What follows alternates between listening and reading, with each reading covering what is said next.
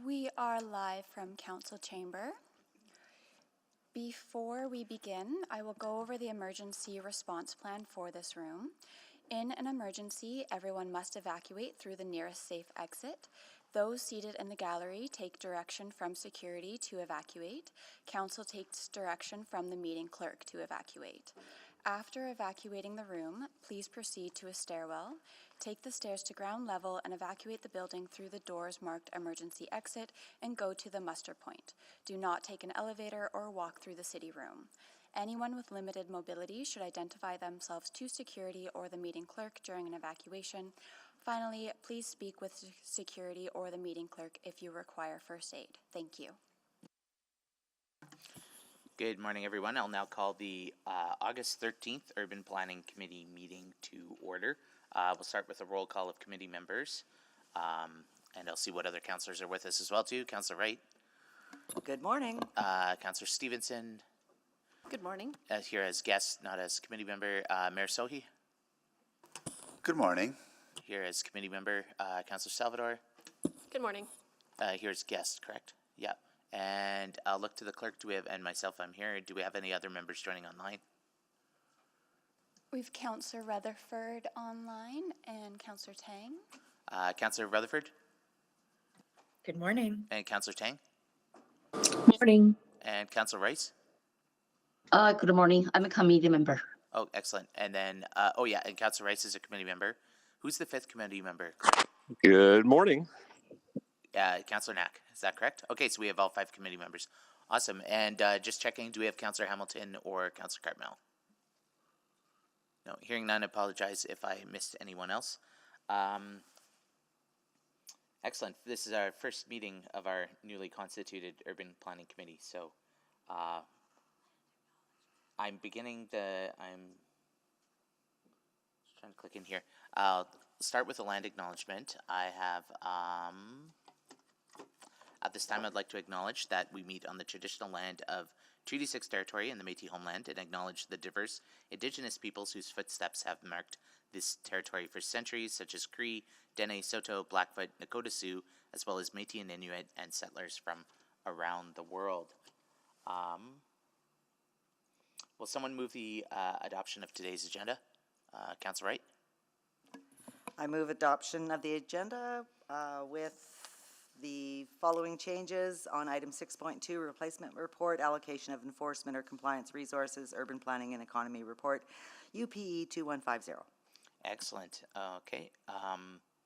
Seeing no other changes, let's vote on adoption of the agenda. I'm a yes. Thank you, Councillor Knack. Yes. Thank you, Mayor Sohi. Excellent. Please display the vote. Yes. Oh, Thank you. I am yes. Thank you. thank you. Please display the vote. That is carried unanimously.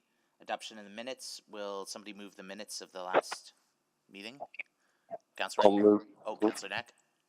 Sure, I'll move the adoption of the minutes from the June 18th, 2024 Urban Planning Committee and the July 2nd, 2024 Special Urban Planning Committee.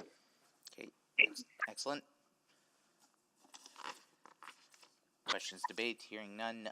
Please vote on adoption of the minutes. I'm a yes. Yes. Thank you, Councillor Knack and Mayor Sohi. We have all the votes. Okay, thank you. Please display the vote.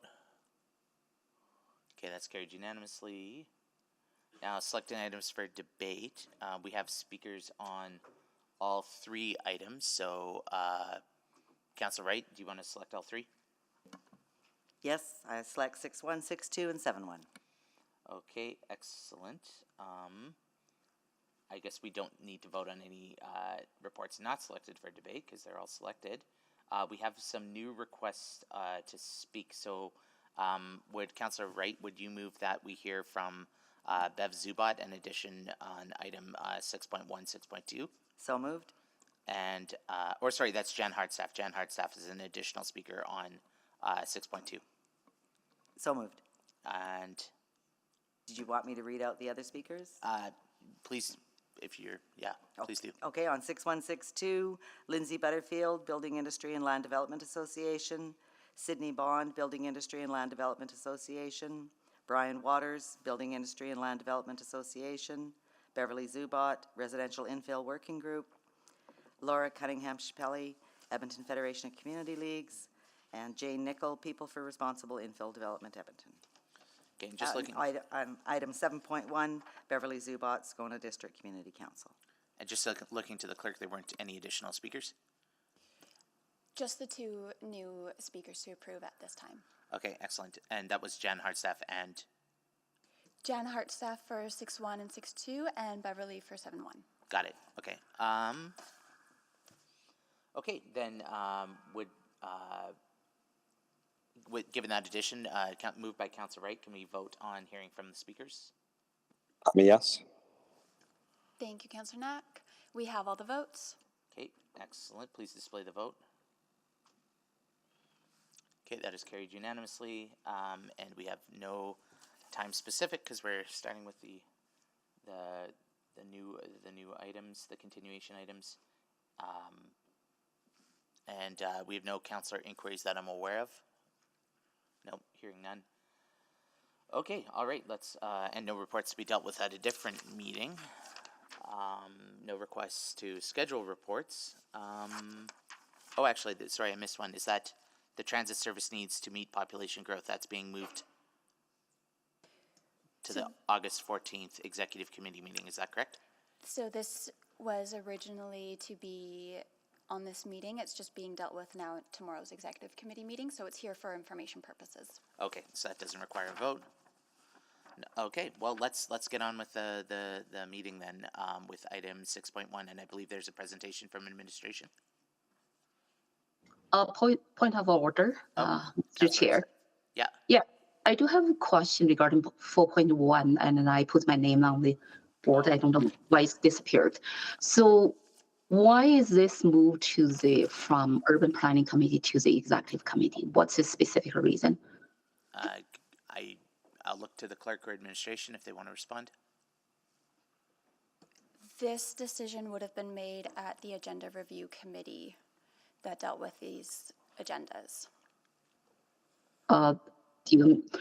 Is there any like scope issue, or because each committee has their own mandates and Yes, and that's why they would have moved it. I don't know the exact conversation, but it would have happened at the Agenda Review Committee to move this from Urban Planning Committee to Executive Committee due to the mandate. Okay, thank you. Okay, thank you, Councilor Rice. All right, so on to 6162 and presentation from administration. Thank you, and good morning. I will be stepping in for Travis Pollock, Branch Manager Development Services, for a few minutes. He'll be joining us in a little bit, and I'm here today with Lila Peter and others from Development Services to talk about and continue the conversation on construction site safety in Edmonton. Do we have the presentation now? Oh, okay. As Edmonton continues to grow, it becomes increasingly important for the city and all jurisdictions to continue to actively promote safe work sites and to act when necessary to protect the public. Administration takes a continuous improvement approach to these matters and is here today to provide council with information overviewing the impacts of prescribing professional involvement of professional engineers in excavations and the associated cost and time impacts, the impacts of prescribing mandatory shoring of excavations, including cost and time impacts, the process to establish a fund or bond program to repair damage to properties, the impact and required resources of streamlining and centralizing infill complaints, options for increased protection for heritage homes, roles and responsibilities of parties involved in construction, and the allocation of compliance resources when for enforcement measures. We'll also share information about new procedures and programs that will significantly improve the way the city enforces development, safety, and building regulations. I'm joined today by Lila Peter and representatives from Community Standards and Neighborhoods, Safety Codes, Permits, and Safety Codes, Permits, and Inspections, who will provide more information on our approach to construction site safety and residential development complaints in Edmonton. Next slide. The goal of the city plan is that we build Edmonton to house a population of 2 million people by 2065, roughly double what it is today. This equates to hundreds of thousands of new dwelling units of various density to house these new Edmontonians, which means our construction industry will continue to grow over the coming decades. 50% of new homes will be built in our redeveloping communities. Infill is an important part of building our city and a key component in creating diverse, efficient, inclusive, and complete communities. While most density will occur within the nodes and corridors, residential neighborhoods will welcome more residents through infill properties. The construction of these new homes will cause some disruption for citizens, even when the regulations are followed, but the city must ensure that regulations are meaningful and enforceable. We receive complaints and inquiries and have heard personal and troubling stories from Edmontonians about challenges that can occur when builders do not follow regulations. We're here to share an overview of compliance activity and discuss enforcement tools. Next slide. If someone witnesses non-compliant conditions at a construction site, they can call 311 or use the app to register a complaint. When a complaint is received, administration assigns the appropriate authority to follow up, and it is the authority having jurisdiction, or AHJ's, responsibility to investigate. These authorities can include safety codes officers, bylaw officers, or development officers, and others. Outside agencies such as Provincial Occupational Health and Safety and Alberta Health Services also receive complaints and conduct inspections. For the majority of infractions, the AHJ works with the responsible party to gain voluntary compliance, as this is often the quickest way to address a problem. Voluntary compliance is a common outcome when issues arise and is accomplished through communication and education. Compliance infractions not quickly resolved result in safety codes orders, municipal government act orders, tickets, or charges. Orders demand the resolution of the violation and are held to due process through various appeal processes. Complaints and orders have shown a downward trend since 2022. This is positive and indicates that construction compliance is improving. This downward trend is encouraging, and we must work collaboratively with the industry to have as few as possible, as construction site non-compliance issues can have a significant impact on property owners and workers on the site.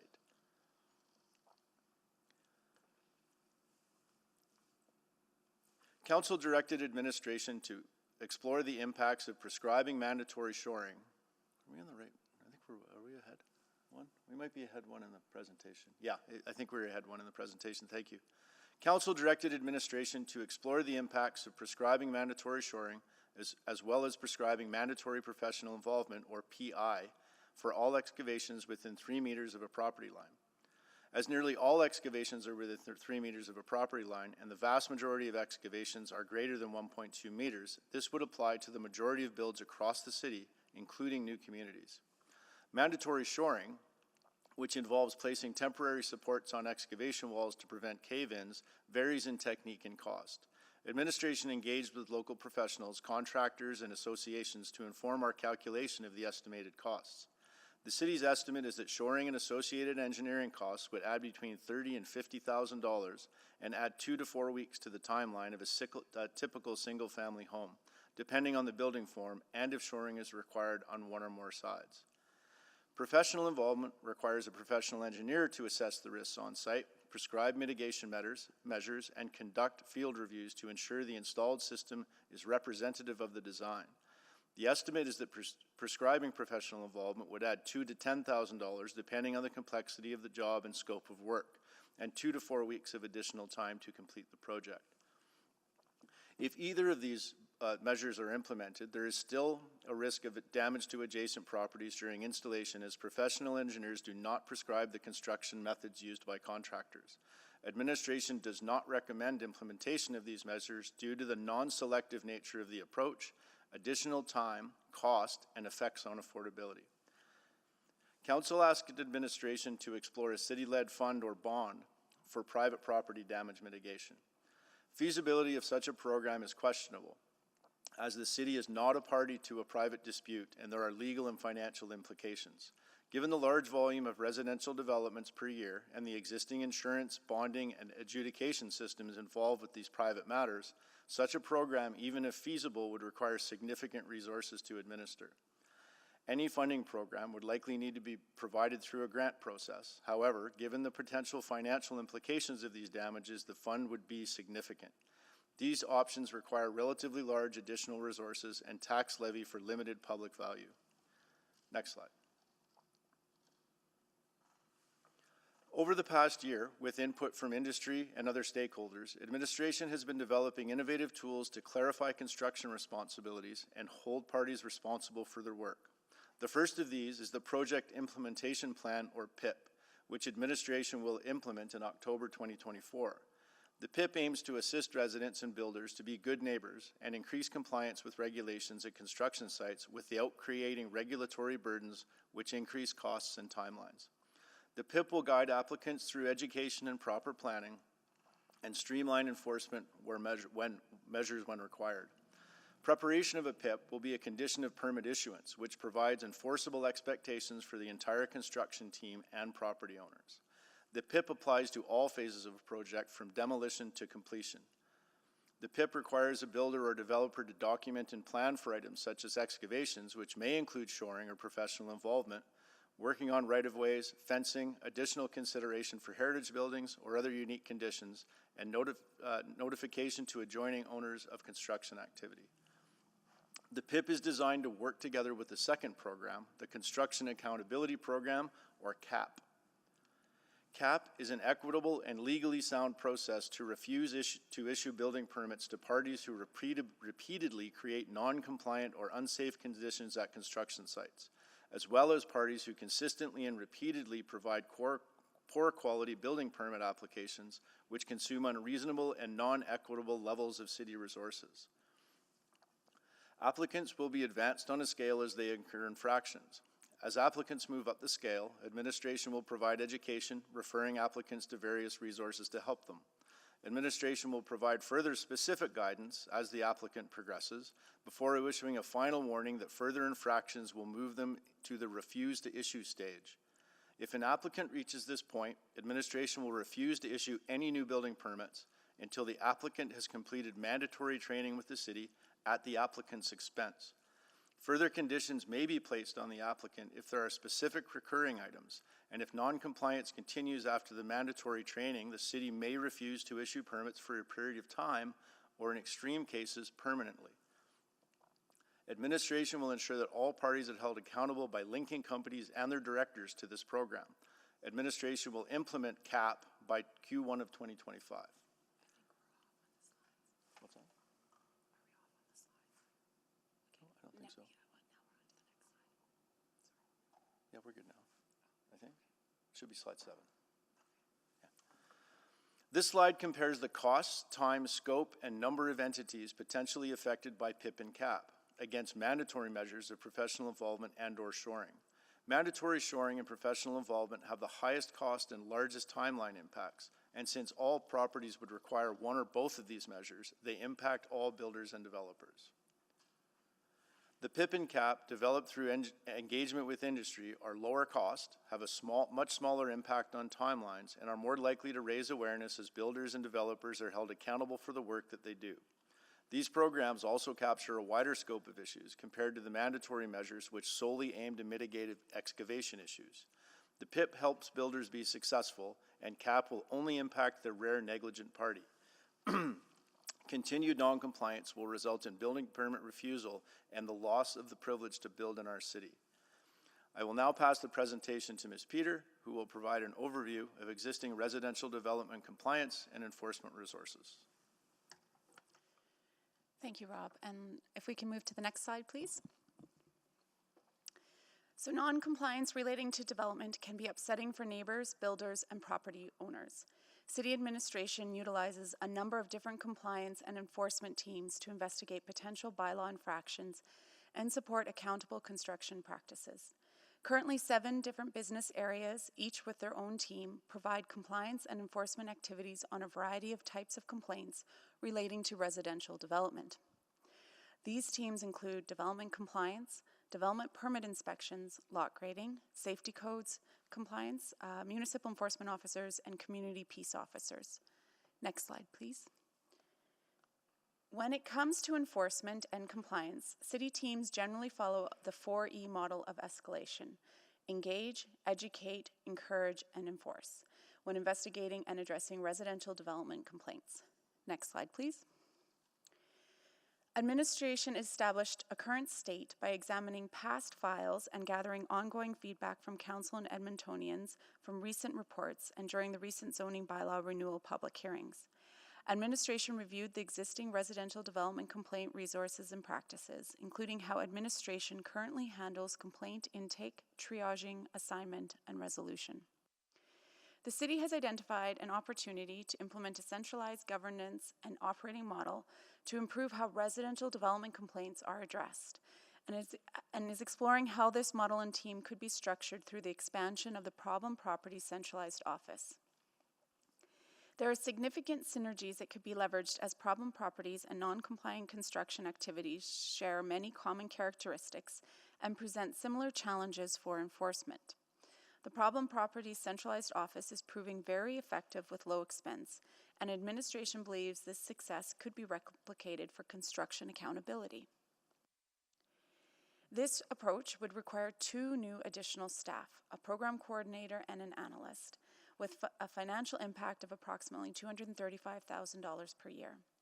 There is currently no funding available in the approved 2023 to 2026 operating budget to address these resource requirements. If the resources were to be funded, administration anticipates that this new team could be up and operating shortly after resourcing is secured. The office would be responsible for receiving, prioritizing, and coordinating multidisciplinary residential development complaints. It will also allow for the collection and dissemination of relevant data, community and industry outreach, and liaising across impacted business areas. A coordinated approach will not only allow for a single point of contact, but it will allow a more holistic review of site activity, which will offer more opportunity to advance enforcement activity based on overall site compliance related to city bylaws and safety code regulations. This approach is expected to lead to a united and consistent approach to residential development complaints that will ultimately support the city's redevelopment and growth goals. Next slide, please. Thanks, Lila. In summary, the city has a responsibility to minimize non-compliant construction activity through education, incentivization, and penalization when appropriate and necessary, and to follow the 4E model of escalation. Mandatory measures add cost, increase timelines, and impact all builders. A bond program increases the city's liability. It requires additional administration resources, requires legal action, and increases the tax levy burden. Although administration does not recommend these approaches, we have listened, learned, and are advancing new measures to ensure construction site safety and accountability. The PIP will be a permit condition and provides enforceable expectations for the construction team. The CAP hold parties responsible, as repeated noncompliance will result in refusal to issue a building permit. Resourcing a coordinated approach for complaints and inquiries provides a multitude of benefits, including streamlining enforcement activity across departments. This concludes our presentation, and we'd be pleased to answer any questions you may have. Thank you very much. We'll now go to speakers from the public, and I'll ask if they can work with the clerk to, I'm not sure how we're doing seating now. Well, look to the clerk. Lindsay Butterfield, Sydney Bond, Brian Waters, Laura Canningham-Chappelli, Jane Nickel, and then Jan Hardstaff and Bev Zubat, I believe are appearing virtually. So if those present want to take their seats, and I'll call on the rest of you online when it's your turn.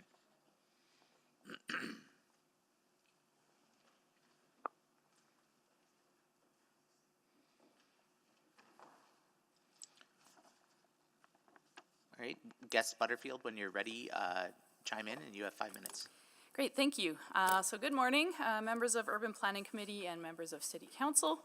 My name is Lindsay Butterfield. I'm the Vice President of Government Relations and Policy for Build Edmonton Metro. Build Edmonton represents a full spectrum of land development activities, but home builders are a significant portion of our membership, both in greenfield but also in infill contexts. Our members have been very involved in the issues in front of you this morning related to safety on residential construction sites. And this is a non-negotiable priority for the home building industry, I can tell you, but also we know for the public generally, which is why so many aspects of home building are regulated through law such as the Safety Codes Act. And we appreciate that checks and balances exist through process requirements for permits and inspections set up by the city. Our Builder Technical Committee has worked closely with city staff to understand what the concerns of the public are, what the concerns of city council are, and work through a range of solutions to address each issue, as you can see from the reports that are in front of you. We've also had an opportunity to share the impacts of different approaches on construction timing and the costs of housing, as you've seen in the presentation from staff this morning. So for example, shoring and professional involvement in excavations would delay timelines and increase costs, and we appreciate some of the specific instances where more should be required, and that's also outlined in the report, such as when digging a foundation near the top of bank of a ravine or where a heritage building is immediately adjacent. We also appreciate consideration of options such as bonds, noting that sometimes what seems like it might be a good option doesn't actually work well in practice once administrative resources are factored and legal requirements. I'll tell you that a frustration that I see when talking with our members is that many of them do have a high commitment to safety, and they make every effort to reasonably mitigate impacts to neighboring properties. But then all builders end up jumping through more hoops when it really is a small number of businesses that will not follow proper procedures.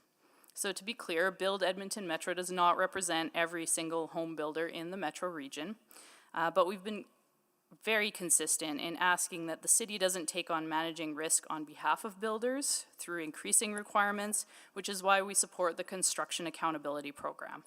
This proposed program does the right thing by placing greater requirements on those who do not follow best practice and should reward those who are doing the right thing by their workers and by the local communities where they're building. I want to take a moment to thank the many staff in development services who put so much work into this report. There are a lot of fingerprints on the different components, and a great deal of thought went into the evaluation and the recommendations. And we really appreciate the collaborative approach to gathering input from our members and then having staff assess that against community desire for reassurance that construction work going on in their neighborhoods is being done safely and with the highest regard for protecting life and property. Thank you for the opportunity to speak, and I'll pass it to my colleagues. Thank you. Guest Bond. Hello, good morning, members of Urban Planning Committee. My name is Sydney Bond. I'm Vice President at ResCom, a local commercial and residential builder, past President of CHBA Edmonton Region, and incoming Chair of Build Alberta. At Build, the safety of workers and the public on Edmonton's construction sites is our top priority. We believe in fostering a culture of accountability and preparedness throughout the industry. This is why we strongly support the implementation of the Project Implementation Plan, or PIP. The PIP mandates a comprehensive and proactive approach to safety. By requiring detailed project plans, the PIP ensures everyone involved, property owners, contractors, and tradespeople, are aware of their responsibilities and adhere to safety regulations. This structured approach, which includes site assessments, neighborhood notifications, and agreements with neighboring property owners, promotes a culture of preparedness from the very beginning of each project. It also clarifies roles and responsibilities, minimizing the risk of property damage, and most importantly, safeguarding the health and safety of everyone involved. We also welcome the development of the Construction Accountability Program, or CAP. While some may be surprised, Build Edmonton adamantly supports holding builders accountable for repeated noncompliance and poor quality permit applications. However, we believe the focus should be on targeting repeat offenders, not adding unnecessary burdens to builders with a proven track record. Instead of more red tape, CAP should incentivize good practices. Builders who consistently demonstrate excellence in construction and safety should be rewarded with faster approvals and other benefits. This incentive-based approach will encourage a culture of excellence across the construction industry, ultimately benefiting everyone involved in Edmonton's residential development. Build Edmonton Metro actively works to improve construction practices through education and accountability. We offer resources like the Infill Toolkit, which promotes communication with affected residents and establishes best practices for excavations. Additionally, our highly successful Builder Breakfast education series provides ongoing training for industry professionals. Furthermore, Build collaborated with the city on the evolving infill Good Neighbor Guide, which has had a positive impact on infill development. These initiatives demonstrate our ongoing commitment to safety and to continuous improvement. As Edmonton experiences rapid growth, we must ensure a balance between safety and efficient construction. With more development happening in established neighborhoods, it's critical to prioritize safe building practices while minimizing disruption to existing residents. Therefore, Build Edmonton Metro believes that the PIP and CAP, when implemented effectively, will achieve this balance. These programs will ensure safe construction practices without placing undue burdens on builders. Ultimately, they will help us achieve our goal of building new homes quickly for Edmonton's new residents. We at Build Edmonton Metro commend the city administration for their proactive approach to construction safety and accountability. We're eager to collaborate with the city to develop further guidelines that enhance safety without hindering progress. Thank you for your time and consideration. We look forward to working together as partners in building Edmonton's great neighborhoods. Thank you. Guest Waters.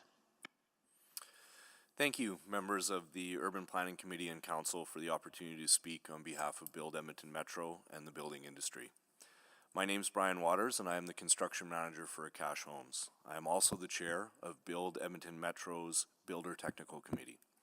Our committee focuses on improving industry practices through innovation and education, and working with city staff to ensure building issues are addressed and resolved proactively.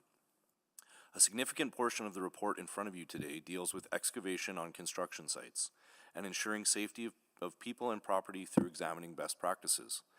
Consultation with our association helped to provide insight into the costs and potential solutions for excavation concerns. We shared that mandatory shoring or professional involvement for every single project, as in every new home built, would increase in construction costs and greenhouse gas emissions due to the added material production, transportation, and disposal. In contrast, the PIP and CAP programs, which are non-material measures, will promote best practices without the additional emissions, making them a more environmentally friendly choice. Our collaboration with city administration always aims to expedite the excavation to inspection process, which we will believe will have the greatest impact on site safety by focusing on filling excavation sites as quickly as possible, minimizing risk to adjacent properties. A utilities working group, which began recently, is working closely with EPCOR and ATCO to further streamline backfilling of open excavations. With continued collaboration with city staff, we are confident that we can effectively address and mitigate excavation safety issues. At the July 12, 2023 Urban Planning Committee meeting, residents shared personal experiences with excavations in their neighborhood. Concerns included property damage and dust from demolition activities. Residents emphasized the need for swift resolution of safety issues, as regulatory and legal processes can be time-consuming and often leave unsafe conditions unresolved. Our association provides tools like the Infill Toolkit to encourage builders to communicate with impacted residents, and we've helped create best practices documents for excavations in collaboration with the city, such as the Good Neighbor Guide. When we work together, we lift the collective bar, and that is our association's goal. With the implementation of the PIP and CAP, which were conceived with a focus on equity for residents, ensuring fair incentives and disincentives for builders, these programs will protect residents and builders equitably against unsafe construction activities. If industry is forced to have mandatory professional involvement, it will add costs passed on to homebuyers, estimating at $30,000 to $50,000 for engineered shoring for a typical single-family home. These requirements could lead to delays, particularly for winter construction projects, due to the need for additional precautions like temporary heating and insulated formwork. Increased costs may disproportionately affect smaller builders, reducing their ability to compete and deliver housing, potentially leading to less competition.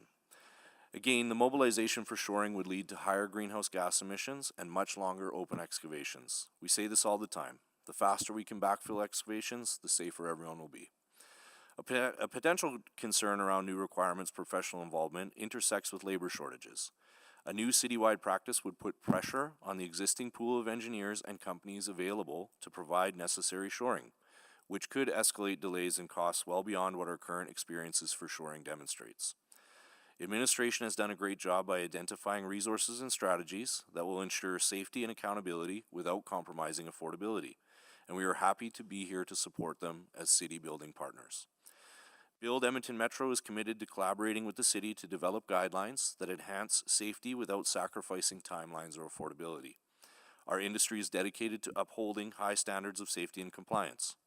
We look forward to the opportunity to partner further on the CAP and to start using the PIP to demonstrate commitment to safety. In fact, several member companies are already using the PIP as a best practice. Thank you for the opportunity to speak today. I welcome questions and look forward to working together as partners in building Edmonton's great neighborhoods.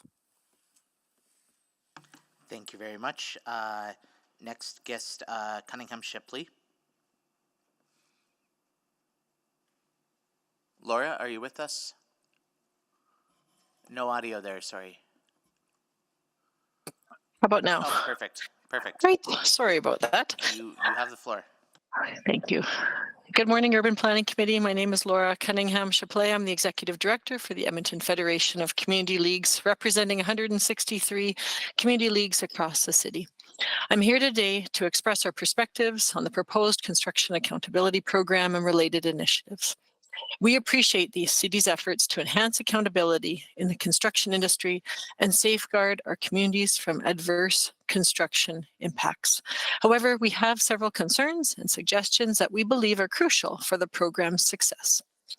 The EFCL strongly supports the introduction of a demerit point system as part of the CAP. This system is a crucial step towards ensuring that builders and developers maintain high standards of conduct and construction quality. However, we are concerned about the proposal for all builders to start with a clean slate in January 2025. This approach fails to acknowledge the historical behavior of builders who have previously demonstrated problematic practices. And so we would advocate for the retroactive application of demerit points, ensuring that developers and builders with a significant history of issues are flagged and held accountable from the outset. This approach will prevent repeat offenders from exploiting a fresh start and incentivize better practices from all stakeholders. By recognizing past behavior, the city can more effectively enforce accountability and promote a culture of continuous improvement within the construction industry. Implementing a retroactive demerit point system will also send a clear message that the city is committed to protecting the interests of community members and upholding high standards of construction quality and safety. We commend the proposal to expand the centralized office to handle all construction complaints. This centralized contact center is essential for maintaining clear and consistent communication between residents and the city. A triage model and a robust data logging system will be instrumental in addressing community concerns efficiently. By having a single point of contact, residents will have a straightforward and accessible way to report issues, ensuring that complaints are logged, tracked, and resolved in a timely manner.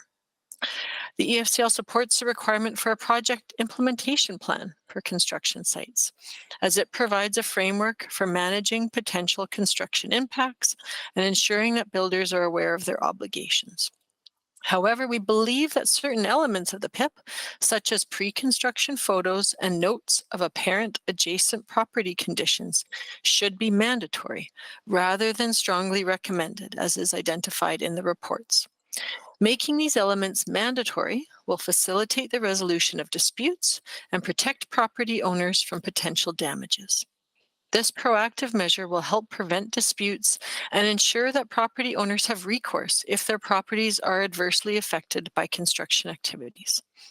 Additionally, mandatory documentation will encourage builders to take greater care in planning and executing their projects, reducing the likelihood of damage and fostering that culture of accountability within the industry.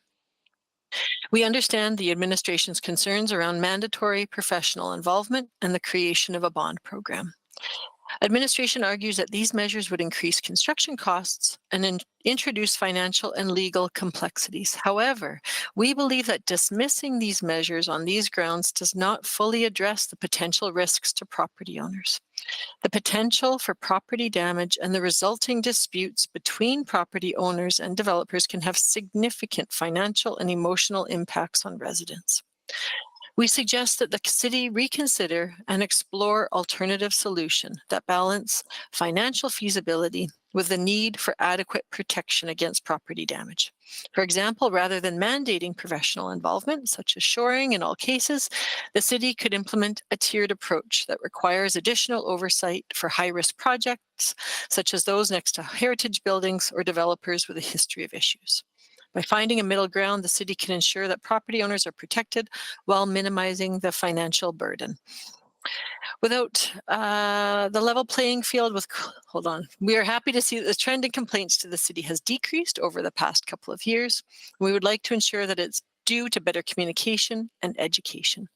We appreciate the city's efforts to enhance accountability in the construction industry and safeguard our communities from adverse construction impacts. Hope that concerns can be addressed so that as we build our city to accommodate growth, we aren't negatively impacting the neighbors.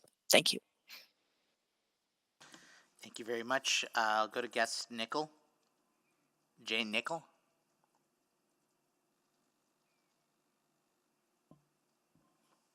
Clerk, do we have a Jane Nickel? Going once, going twice. Maybe we'll see if they rejoin, but in the meantime, we'll go to Jan Hardstaff, guest Hardstaff. Hi, could you bring up my slides, please, and start with slide number 2? Yes, we will get those up. Thank you. Thank you. Good morning and welcome to new Urban Planning Committee members. The Residential Infill Working Group formed in 2019 to advocate for infill construction that complies with the building code to ensure positive outcomes for neighbors, builders, infill owners, and the city. The building code applies to safety during construction of a project, including protection of the public and neighboring properties, and that is in the building code. Next slide, please. RIWG supports densification through compliant infill construction practice to also protect public and adjacent homes from structural damage.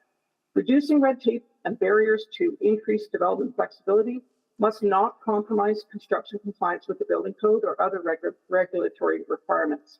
Compliance is critical to avoiding negative impacts, such as, next slide, please, the 2019 Park Element built excavation failure, which resulted in structural damage to the neighbor's home and severe financial and mental hardship.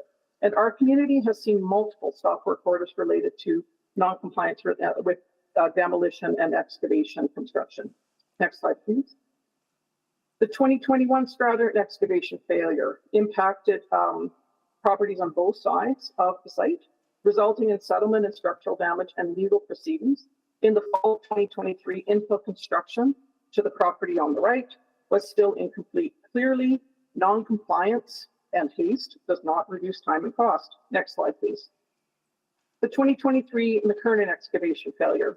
This property owner who was impacted spoke last year, and he said that it would estimate about $60,000 in damage to his property, including risk to the natural gas utility beneath the sidewalk. And he said that the extra cost of shoring would have been far less than the cost to remedy damage afterward. And I did get an estimate for shoring on about, I think it was 10 meters of shoring on both sides. And it was about $22,000 for the quote that I got. Next slide, please. In 2023, there were 2 excavation failures in the Westmount, both with excavations between 1.5 and 3 meters, which require shoring of sufficient strength according to the OHS Act. Next slide, please. Both of these failures occurred following extreme rain events, which are becoming more frequent with climate change. A new risk to excavations in both, in addition to clay soil that shrinks when dry or becomes saturated and can flow when wet, results in impacts to the stability of the excavation wall. Next slide, please. So this is a 2024 Westbrook excavation failure that is between 3 and 4 meters deep and is at the top of a ravine. And it should require engineered shoring, but there is none. Next slide, please. The National Building Code Alberta Edition is an objective-based and risk-based model intended to protect the safety of the public and adjacent buildings during design, construction, alteration, change of use, or demolition. The intent of the code is to limit the probability that as the result of construction or demolition of the building, there's two objectives. First, OS5, the public adjacent to a construction or demolition site will be exposed to an unacceptable risk of injury due to hazards. And objective 4, that adjacent buildings will be exposed to an unacceptable risk of structural damage. Both of these objectives include risks caused by varying degrees of excavation failure, as outlined in the addendum of our letter. Next slide, please. The 2023 National Building Code Alberta Edition defines acceptable risk as the risk that remains once compliance with the code has been achieved. Next slide, please. Economic risk to the builder and infill owner must be balanced with protecting public safety, including the neighbors and the community, and protecting the structure of adjacent mature and new infill homes, which is increasingly becoming problematic. The city must foster a safety culture and support sustainable development outcomes. This will support safer communities and increase trust and acceptance of infill. Next slide, please. Administration's report suggests that the problem is small. The reduction in complaints in 2023 may be related to fewer application permits while investors and builders waited for the approval of a new zoning bylaw. The data dashboard actually indicates 27 excavation and backfilling complaints. Of these, 14 or 50% were verified infractions. Of all of the safety codes orders issued, 4 or 20% of all of them were related to excavation and backfilling. Next slide, please. As the pace of infill and the demand for flexible development is realized, there is a risk of increased negative construction-related impacts. We just hope that this will be addressed. Thank you. Guest Subat, Bev Subat, you're next. And there's, go down 2 slides, please, to her slide. Thank you.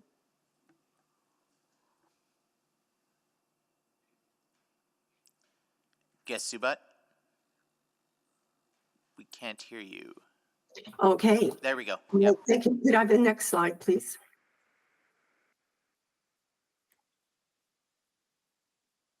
All right, yeah, we can get started. All right, so RIWG's recommendation is to focus on the prevention of excavation failures. The building code requires professional involvement for building projects greater than 3 stories or with a building greater than 600 square meters. The smaller buildings are not automatically required to have professional involvement of a professional engineer or architect unless the building has more than 4 principal dwelling units. Thus, the smaller scale infill projects are most often not being overseen by professionals unless the building permit reviewer deems the project to be complex or obviously being built on a risky site, such as a steep slope. Nevertheless, all small building projects are still required to meet the same objectives of protecting the public from safety hazards and property damages.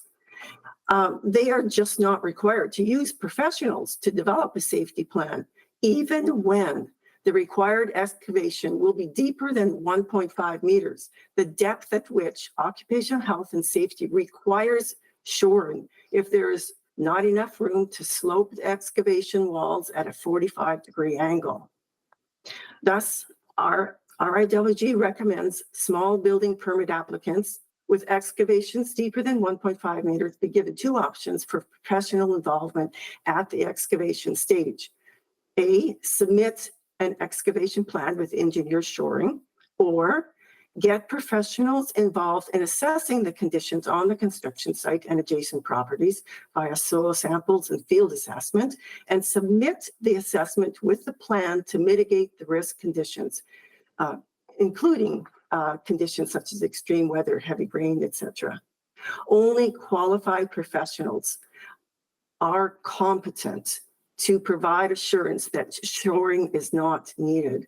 Just because a builder has done a few small building projects without a problem does not mean that they have the knowledge to judge whether their next excavation project should be shored or not. However, they may think they are competent to make that judgment. Now, some may question whether there's enough professional engineers to assess sites or design shoring for all small buildings with excavations deeper than 1.5. I'm not worried. In the Edmonton region, APEGA has the registration of over 10,000 engineers, many of them working in civil engineering firms with geotechnical engineers on their team. Plus, well-established construction firms have professional engineers with geotechnical experience on staff. And there are geotechnical engineers sufficient enough in Edmonton to provide the supervision for other engineers acquiring geotechnical experience. There's unlikely to be a shortage. With regards to environmental benefits to shoring, there will be no waste if temporary shoring panels are reused. Also, shoring will reduce carbon emissions by preventing the destruction of property. And then there's the key cost consideration. We believe temporary shoring will become cheaper as it becomes more common.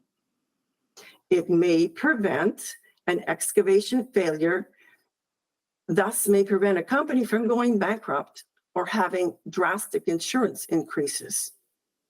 Shoring may save a life or a home. So what is safety worth? And please address equity. We respectfully request that the costs incurred by neighbors of construction sites be given equal consideration when deciding whether or not construction projects should require professional involvement and/or shoring. Finally, we want to let you know that we do support the allocation of more resources for building permit reviewers, demolition and excavation inspections, and the interdisciplinary infill compliance team, that central office that is being discussed. Now, we are not focusing on the project implementation plan because it will not make a significant positive impact if the project safety plan is not reviewed and evaluated as part of the building permit application process. Remember, the key is prevention. The key is professional involvement in the development of a safety plan and, if needed, engineering shoring. Thank you very much. Thank you. At this point, I'll invite my colleagues to sign in if you have questions of the speakers.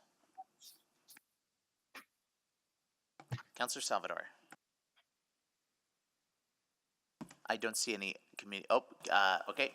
Mayor Sohi. Yeah.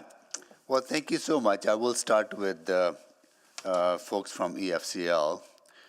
I really like your idea of no clean slate and retroactive enforcement of the demerit points, right? And I'll ask administration if that is possible. You also mentioned about proactive engagement around having photos or other ways of capturing the conditions of the neighboring properties and then going back and saying that is whether that's being disturbed or not, right? So can you elaborate on that? How do you foresee that kind of in practice taking place? I think it would be, thank you, Mayor Sohi. I think it would be part of, the plan, right? I mean, the plan would be about taking those pictures. That would be mandatory. That would be submitted as part of the package to the city. Those photos then are evidence of the condition of the soil, of the location, and I think would alleviate a lot of stress and issues down the road if things didn't go according to plan. There would be some evidence of where we started from. So we'd be happy to work with administration and with BUILD as to what works, but we think it needs to be mandatory. Got it, and that would require definitely the participation of the neighboring property owners, right? So, correct. Yeah. Got it. Okay. Then thank you for that. And folks from BUILD. Sorry, it's a new organization. Haven't got the, on the top of the tongue yet, right? So build Alberta. Do you prepare any educational material for your members about the best practices and how to do infill? And if that is the case, is that educational material also available to non-members in a public way? Is it available on the public website that non-members can also access? So we do have an infill toolkit. I will say that because we are in between websites right now, I'm not exactly sure of the availability, but the intent is definitely to have that for the public. We share a lot of information, not only through our website, but also through newsletters and educational events. And those go to members, right? Correct, yeah. And how do you encourage non-members to join your organization or have access to that material, even if they're not members? Yeah, we definitely encourage anyone who's in the building industry to become a member of Build Edmonton Metro. There are a lot of benefits, and education and best practice is one of them. I'll also note that our occupational health and safety subcommittee, so it's a part of the Builder Technical Committee, they're working right now with the province to create best practice guides. Okay. And the purpose of that is actually to help smaller builders that don't have their own OH&S staff on as part of their complement. Yeah. You also mentioned that small number of builders are the source of the problem. Majority do comply. Do you have data that will kind of demonstrate that? That'll be helpful. And also, would you be open, if there are repeat offenders, maybe they're required to have professionals engaged and have the shoring required if it's necessary. So how do we get tough on those who are repeat offenders? So in terms of the data, we don't collect that data because the city would have information on permits. Okay. So we just get whatever the city has. But as an example, there were 4,185 infill units in 2022, and we saw one catastrophic example, unfortunately, out of that number. And so, like, when we're talking about the scope of the issue, like, obviously that's just one catastrophic issue. That's not the full range of things that might have gone wrong on sites. But I think that exemplifies that the industry is trying to do a really good job. Yeah, so how do we avoid that one, and that person, builder might be a repeat offender or not, I don't know, right? So I think my 30 seconds is like, what tools are available for us to get tough on those repeat offenders? Is it okay we require them to have a professional engineer engaged? Is it okay that we ask them to, if they're going to dig up, somebody's adjacent to somebody else, the neighbors, like ask them to have shoring if they're repeat offenders? Yeah, Your Worship, I think the cap is actually a great way of approaching this issue because it puts the pain where it belongs. Mm-hmm. So if you're you have good practice, best practice, you're not having problems, there is no downside. Got it. Thank you. Yeah. I'm out of time. Thank you. Next, Councillor Wright. Thank you very much. I'm just wondering, sorry, Ms. Bond, you said that we might be surprised that you support the cap and the PIP, but no, I mean, because it does reflect on not only your member community, but all building communities. So, but I am concerned, because you'd also mentioned about the growth that we are seeing, and I'm just wondering about labor challenges with maybe some more inexperienced labor coming on board. Do you anticipate we might run into more problems? I mean, there's always a higher risk with the volume that comes with the growth that we're anticipating. But the point we're trying to make is the more energy we can focus on doing, things right, less red tape, less processes, less regulations, the less noise there is. And so people aren't getting distracted, skipping steps. We can be watching closely what's happening on site, training our staff. Right now with additional processes and things like that, the resources are spread a little bit thin. So it's our responsibility as builders. We're, regulated by OH&S as prime contractor to be taking full responsibility. So we want to be funneling that energy and focus onto our trades and not having to worry about a bunch of extra steps.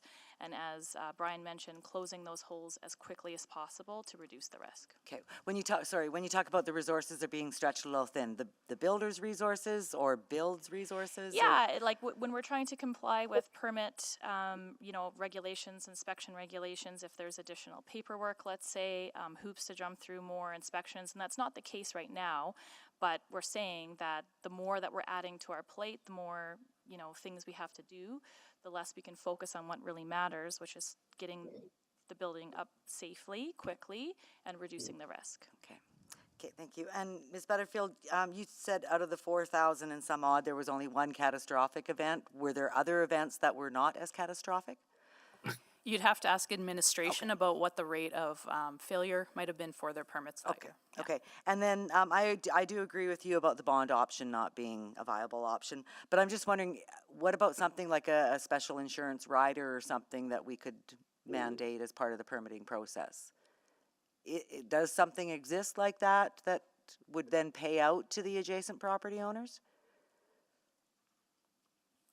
Not as far as I'm aware, no. No? Okay. Just trying to think. And then I guess to any of you at Build, your thoughts on not having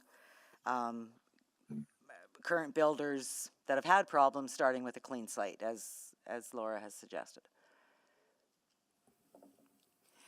I think we just need to know what information administration has and how that decision is being made.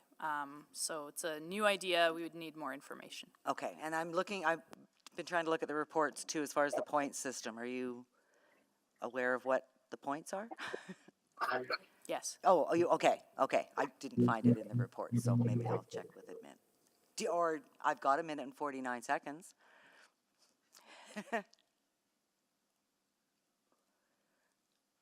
You'd prefer I'd ask him in? Yeah. Okay. Okay. Yeah. Awesome. Okay, that's all I have. Thank you. Thank you, Councillor Wright. Councillor Rice. Thank you, Mr. Chair, and thank everyone and come to speak today. And this first time we come back from the field recess. Hopefully, everyone has wonderful summer. My first few question goes to the group like Build and Mr. Butterfield. And so right now, and based on the administration's presentation, and then also you talk about the mandate measures. My question to you, for our current mandate measures, is that sufficient to support the industrial area and then for the builders, developers to make sure that safety and accountability piece in place? Well, I do think that the current measures are good. I would say that what you're seeing in the statistics presented by administration clearly demonstrate that as an industry and as city staff, everyone has collectively learned a lot as infill has become more and more prevalent in the city.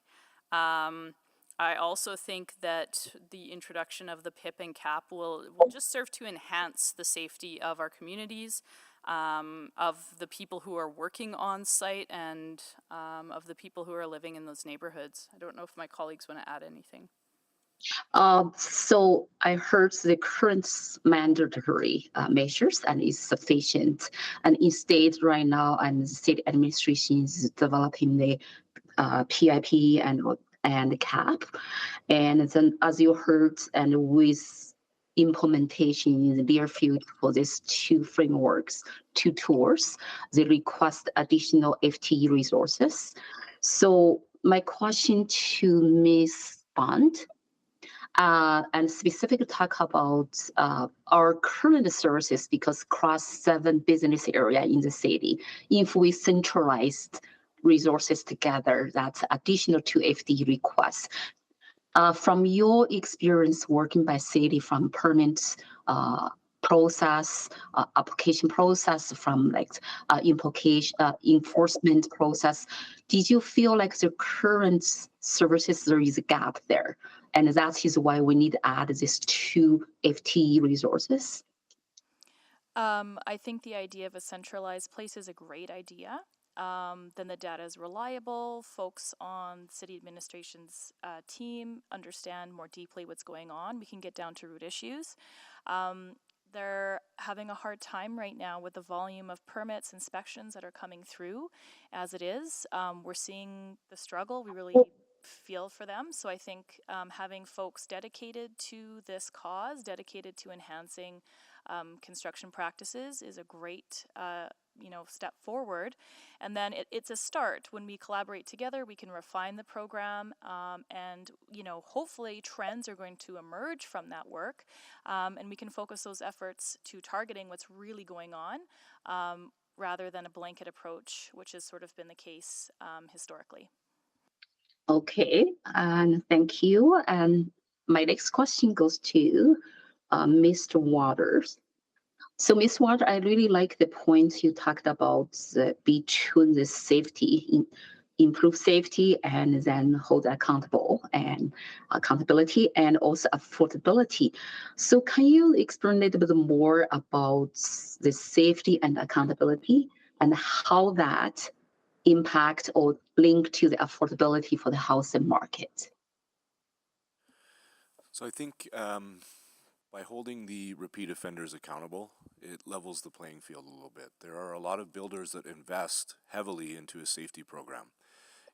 That gets passed on to consumers. We can't pay for staff without having the customer pay for it. So by balancing it a little bit and leveling the playing field a little bit and targeting those repeat offenders, I think it will ultimately bring the industry as a whole up, raise the bar across the board, so to speak, but level the playing field so that those people do have to invest in those programs rather than maybe not putting as much energy and effort and resources into it that some others do.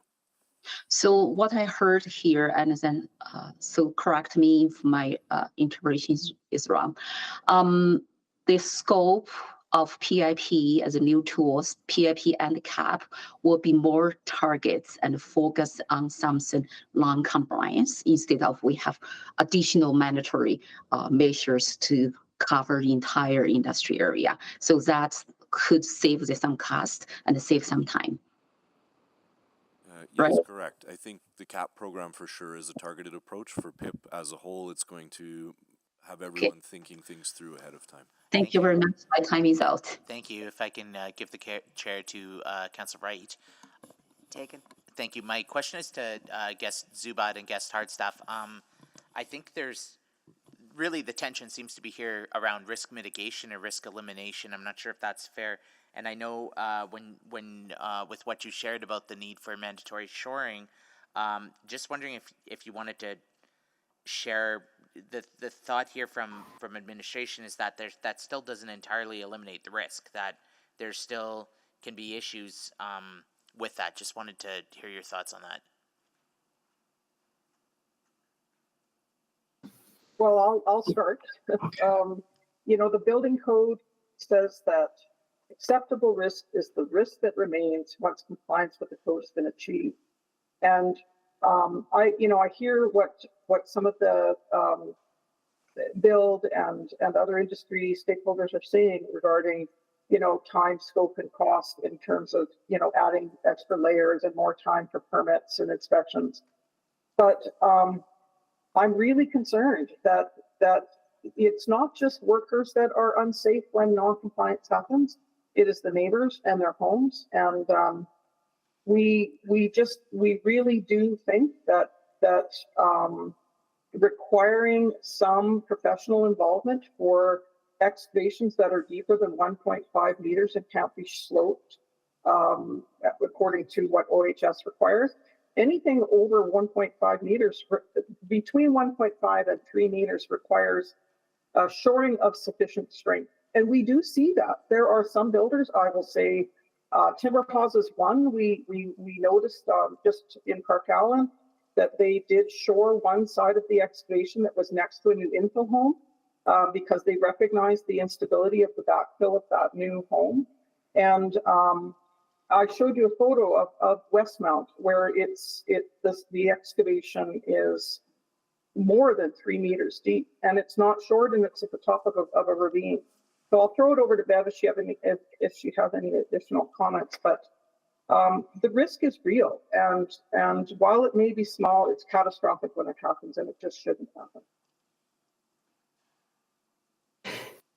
And I would just like to note that we're not saying that every small scale site needs to have engineered shoring. What we're saying is there must be some professional involvement then.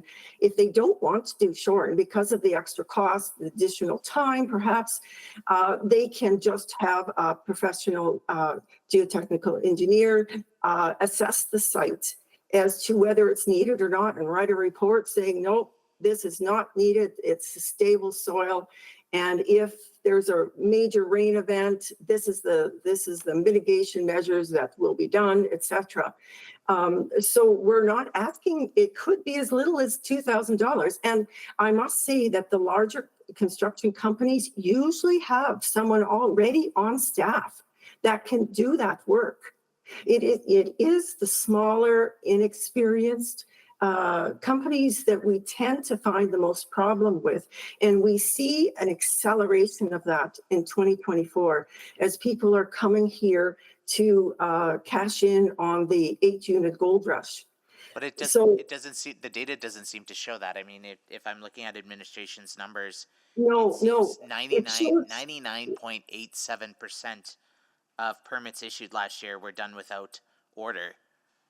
That's the short order. There were 27 complaints just because the staff didn't get out there early enough to see the destruction that happened before it was backfilled. And they didn't do testing on the building next door. It's constructural problems that have resulted because of that. Just because they did not get there early enough to see it for themselves, they cannot say that that is an infraction. It's just a complaint.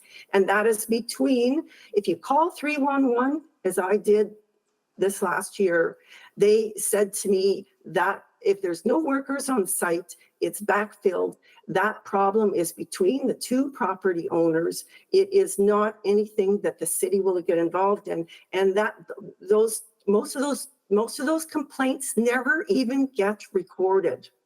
So I think a lot of damage happens that is not recorded. Okay. Yeah, in fact, we know that. Yeah, no, helpful commentary. Councillor Salvador. Yeah, thank you so much, and thanks to all our speakers for being here.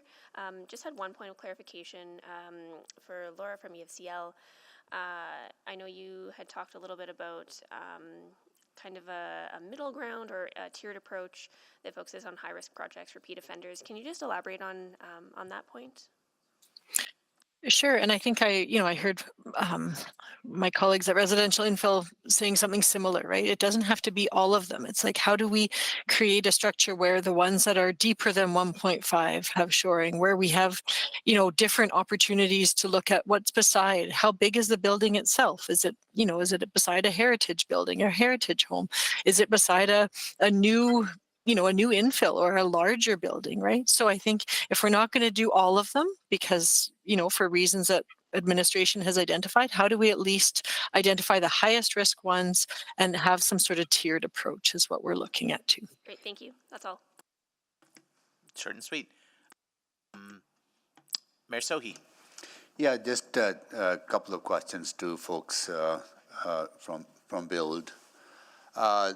There is not a recommendation, but a suggestion about creating more of a coordinated approach to compliance, and that would require additional resources in the amount of $235,000. Would you be supportive of?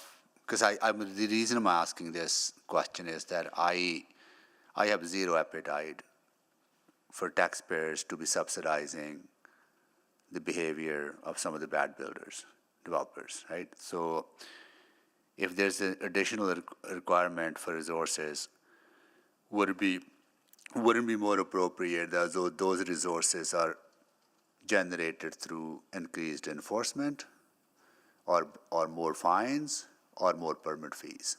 So it's not a burden on taxpayers.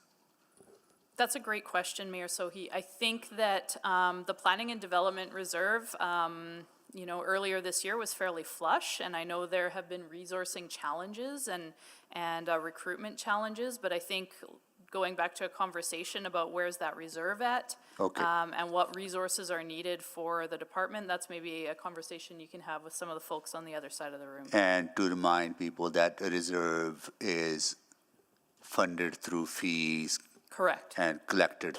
Yeah, all of the permit applications, Yeah. you know, go into that reserve to fund the staff complement needed to handle the workload. It's all non-tax levies Correct. collection. Okay, good. Thank you so much for that. Thank you. Thank you, Mayor Sohi. Councillor Rice? Thank you, Mr. Chair. So I do have the same question as just the mayor. So he asked it. I do not have appetite for increase our tax levy and then to support that additional resources asking. I think we need to find a different option and to support if that is needed. But I do have a question to the folks from RIWG group. So I really appreciate your presentation and provide lots of data in terms of the risk of excavations filters.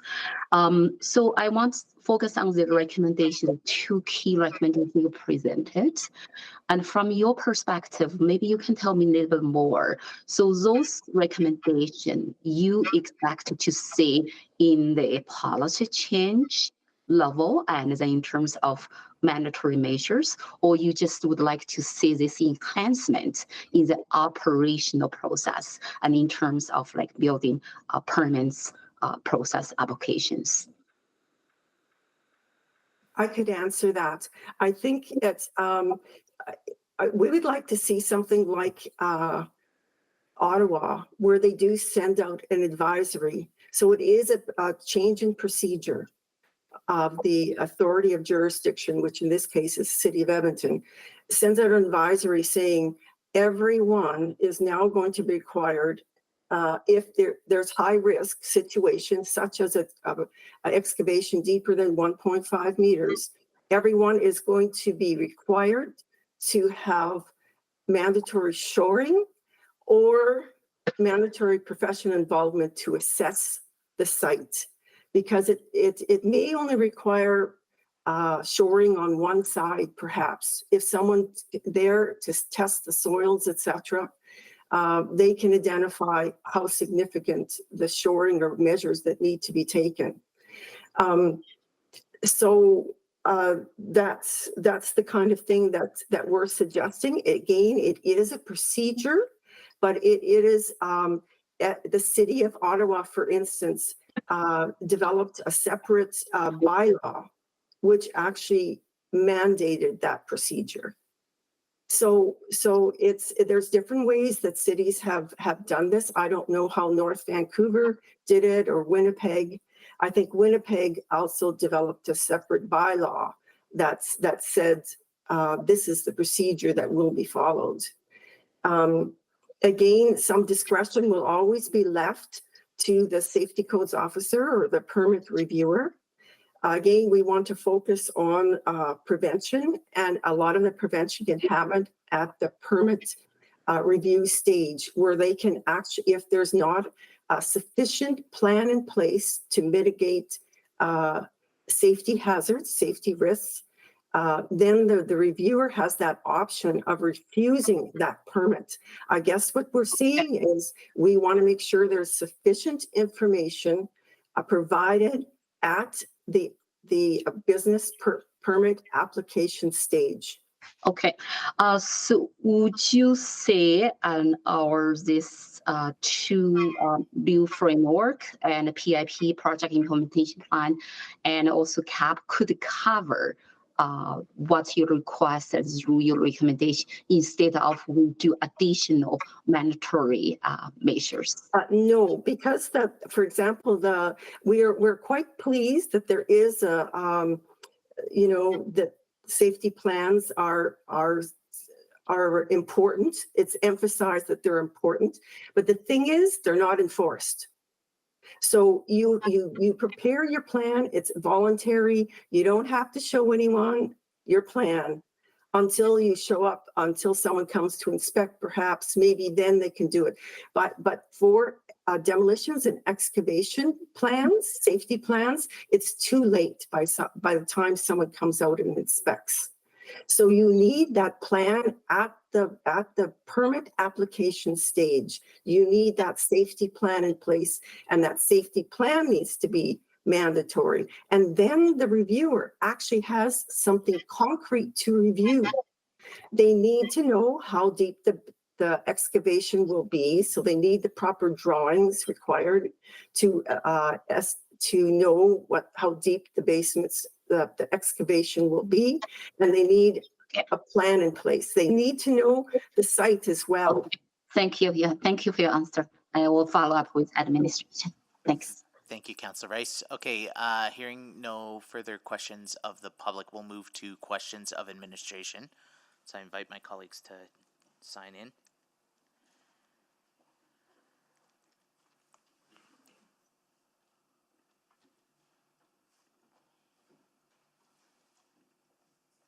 Just doing a quick line change here.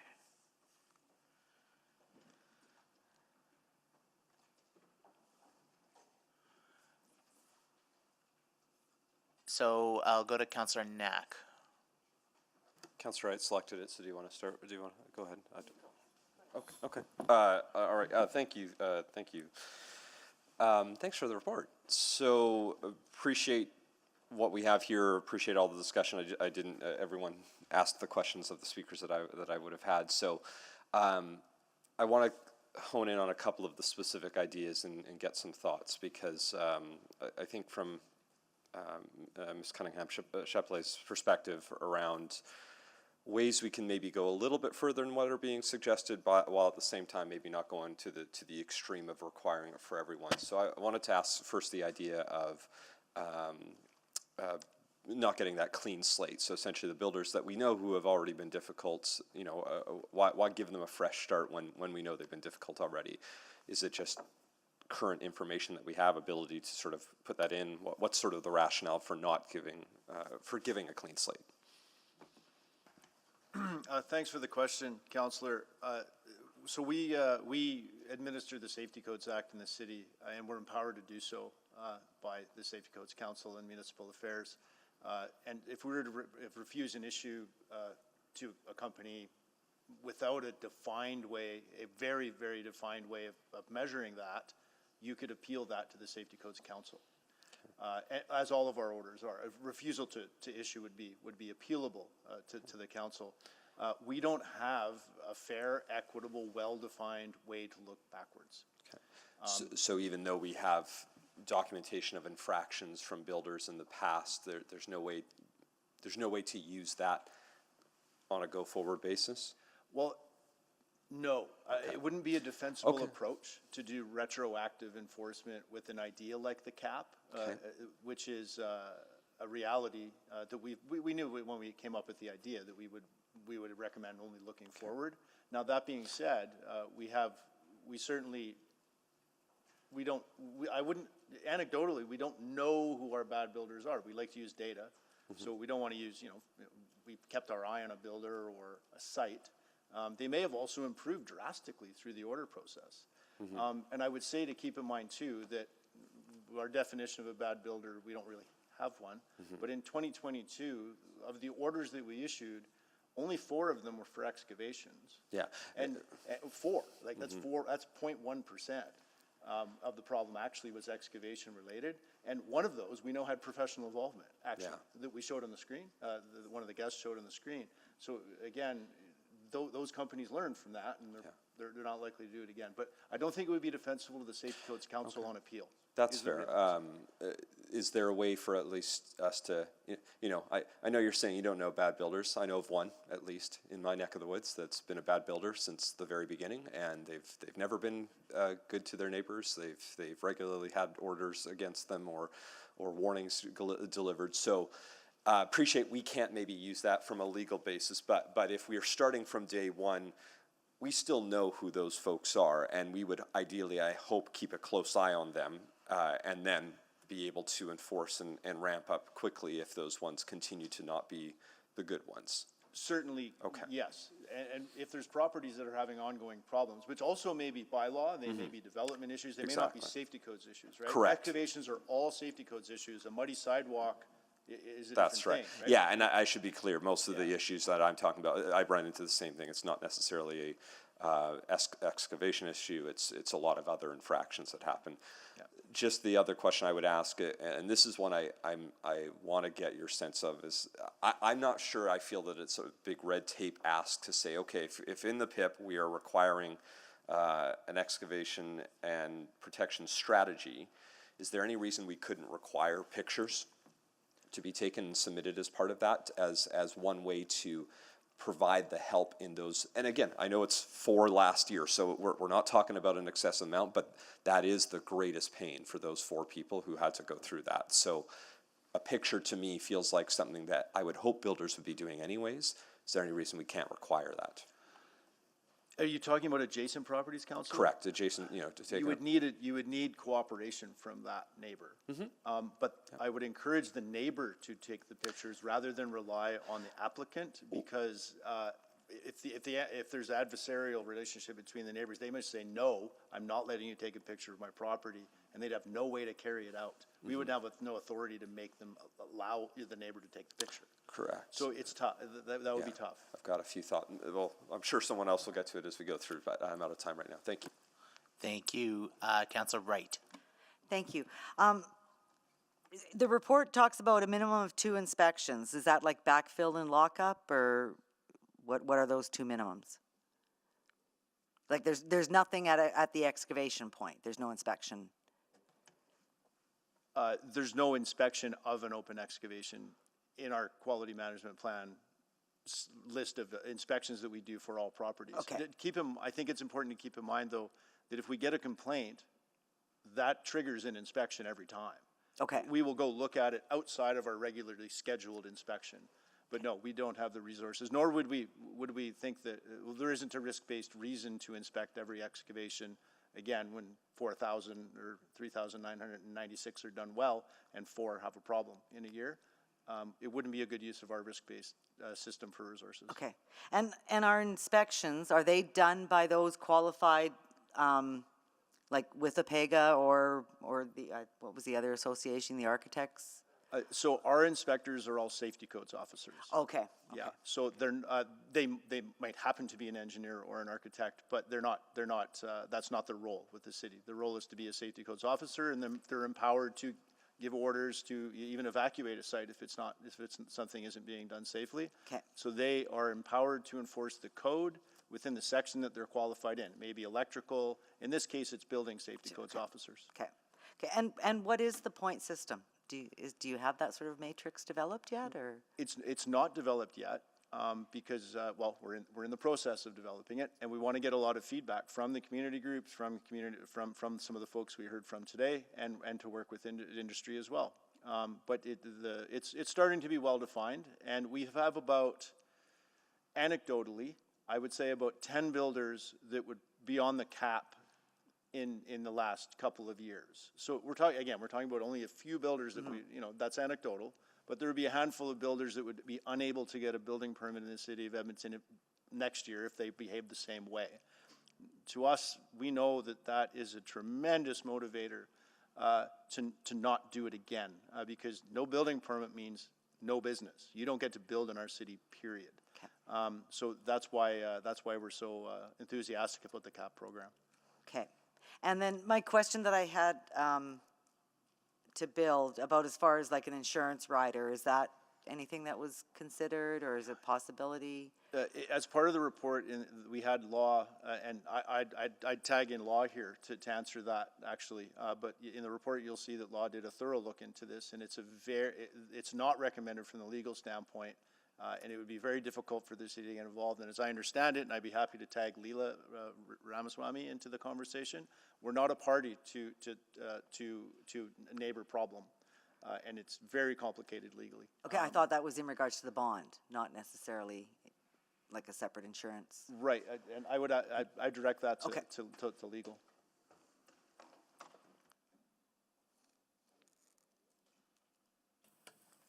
Leela Ramaswamy, Legal Services.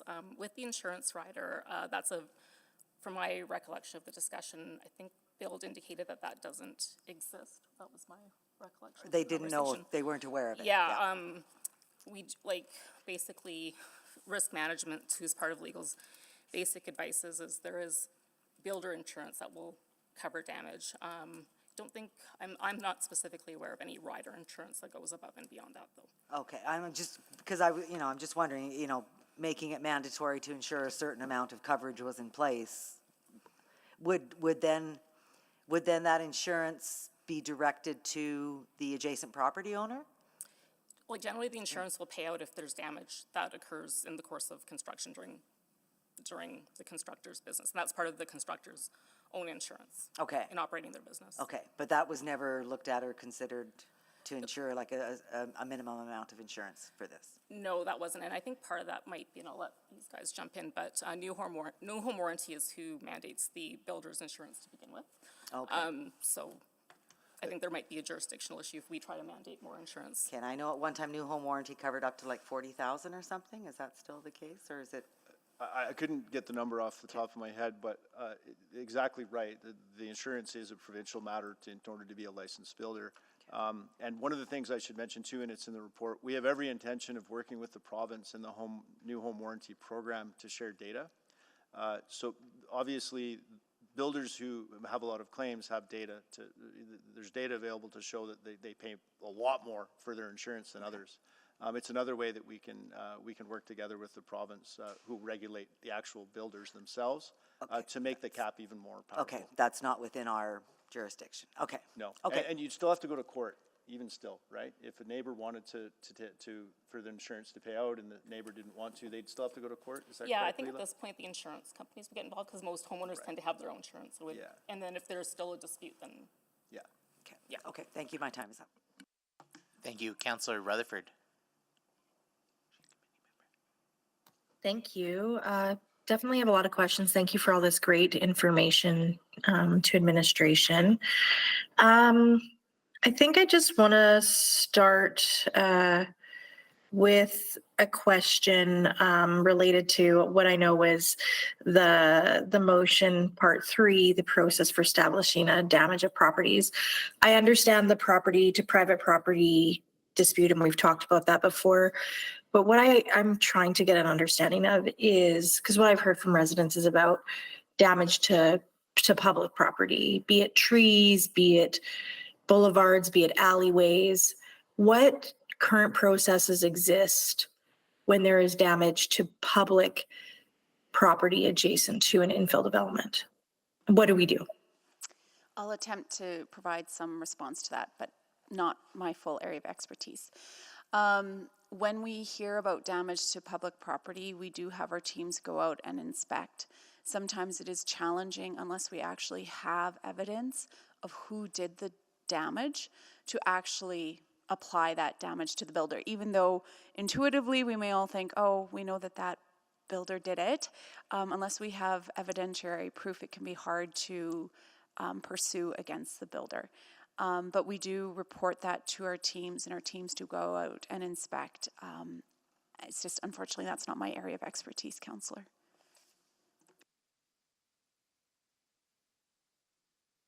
So I know there's always the burden of proof for anything, but like, for example, I've seen in several neighborhoods, specifically Calder and Inglewood, where new sod was just laid, after neighborhood renewal, and you can clearly see that an infill was put in and cars were driving up and over on the boulevard, completely wrecking the sod, completely wrecking the leveling of it. And now what exists there is just a boulevard of weeds. We can't compel that builder to fix that, like, because we haven't seen the actual vehicle drive up onto the boulevard? I don't want to say we can't compel. We definitely have those conversations with the builder, and we have our peace officers who would be able to look into it. But we may not be able to pursue it to the fullest extent if we don't have the evidentiary proof. But sometimes we do get that evidentiary proof through neighbors who are observing the actions in place, and they sometimes submit that to us. I can jump in and maybe provide a little bit more.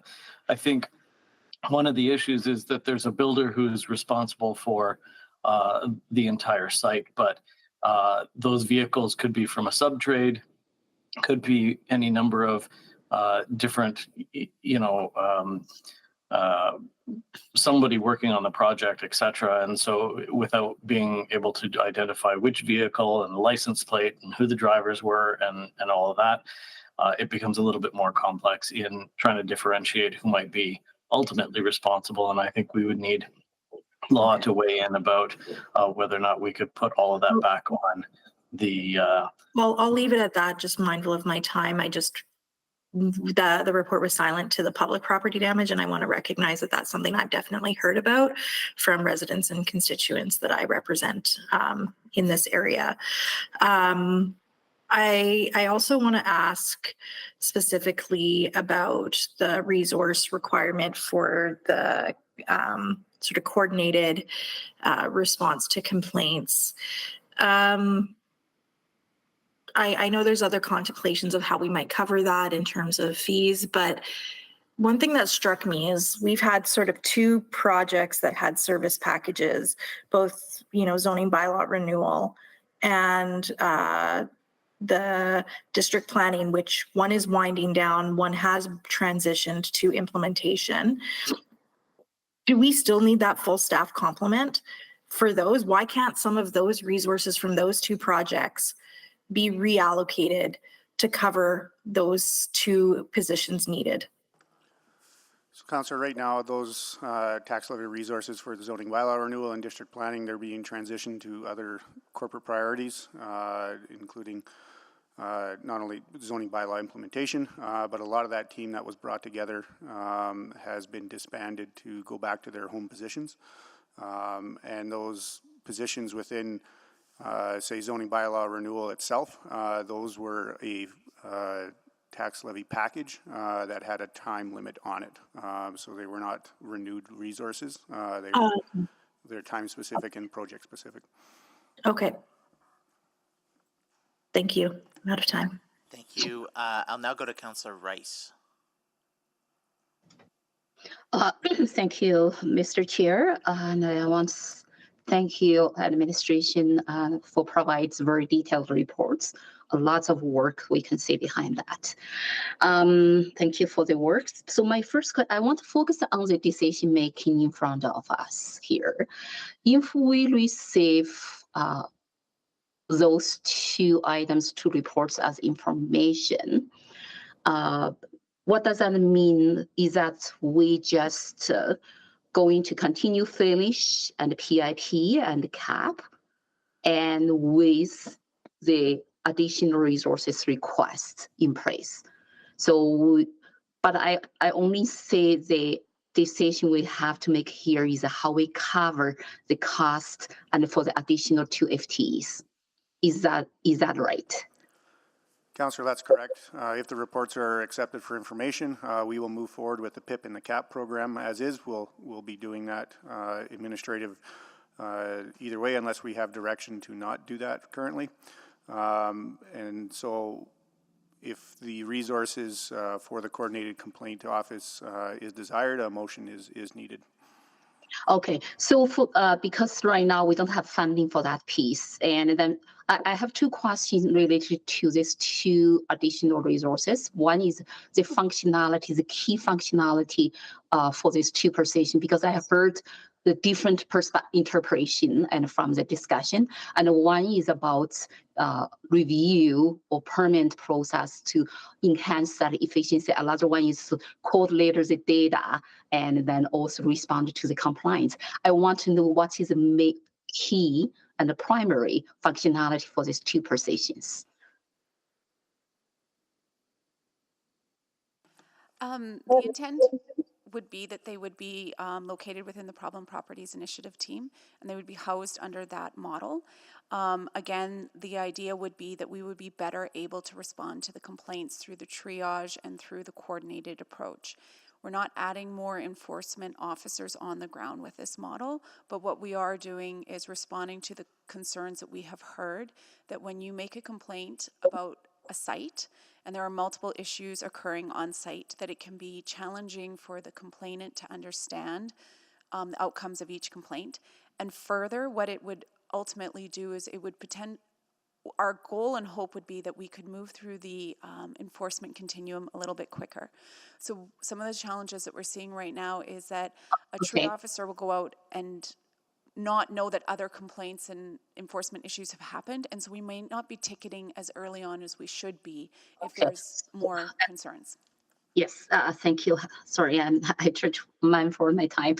So what I heard from here is not about to support or strengthen the permit application process. So it's more about respond to the complaints. Correct. Is that okay?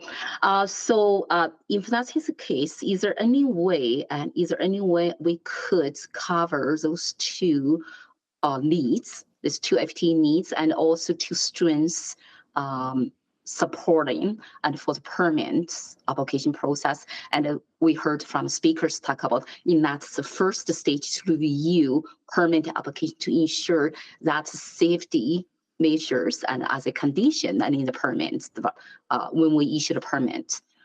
So I just want to get more clear on how we can use this additional resources requested to address the concern we heard today. Councillor, the resources requested, as mentioned, are to help coordinate our compliance and enforcement operations. The PIP and the CAP, as outlined in the report, is really the tool that we look to use to increase the safety and compliance of site construction. So through that work, which is enforced on will be enforced on every site, that's how we see a path forward in terms of increasing the safety and compliance on the site, not only through education and ensuring that proper measures are taking in place beforehand through the PIP, but also through the compliance and enforcement of the CAP. Yeah, I have one more question regarding this. And if we have the centralized office, does that mean the other 7 business area across different departments in the city still keep the same, or we will reform the team and take the reallocated resources from these 7 business areas? They would remain the same, but they would then report into the office, and they may get some direction from that office to prioritize or coordinate on inspections, and it would streamline some of this because we're doing this side of desk right now, trying to coordinate. Whoever gets it often is the one who has to then navigate through and across all those areas, gets the complaint. Thank you. My time is out. I have more questions. Come back. Thank you. Mayor Sohi. Yeah, so would the creation of that coordinated approach would create efficiencies within the existing resources? There would be some efficiencies, and we were asked about whether we'd be able to potentially reduce some of the resourcing on some of those teams. The challenge is that we're talking about 7 teams and minimal resource efficiencies on each of those teams.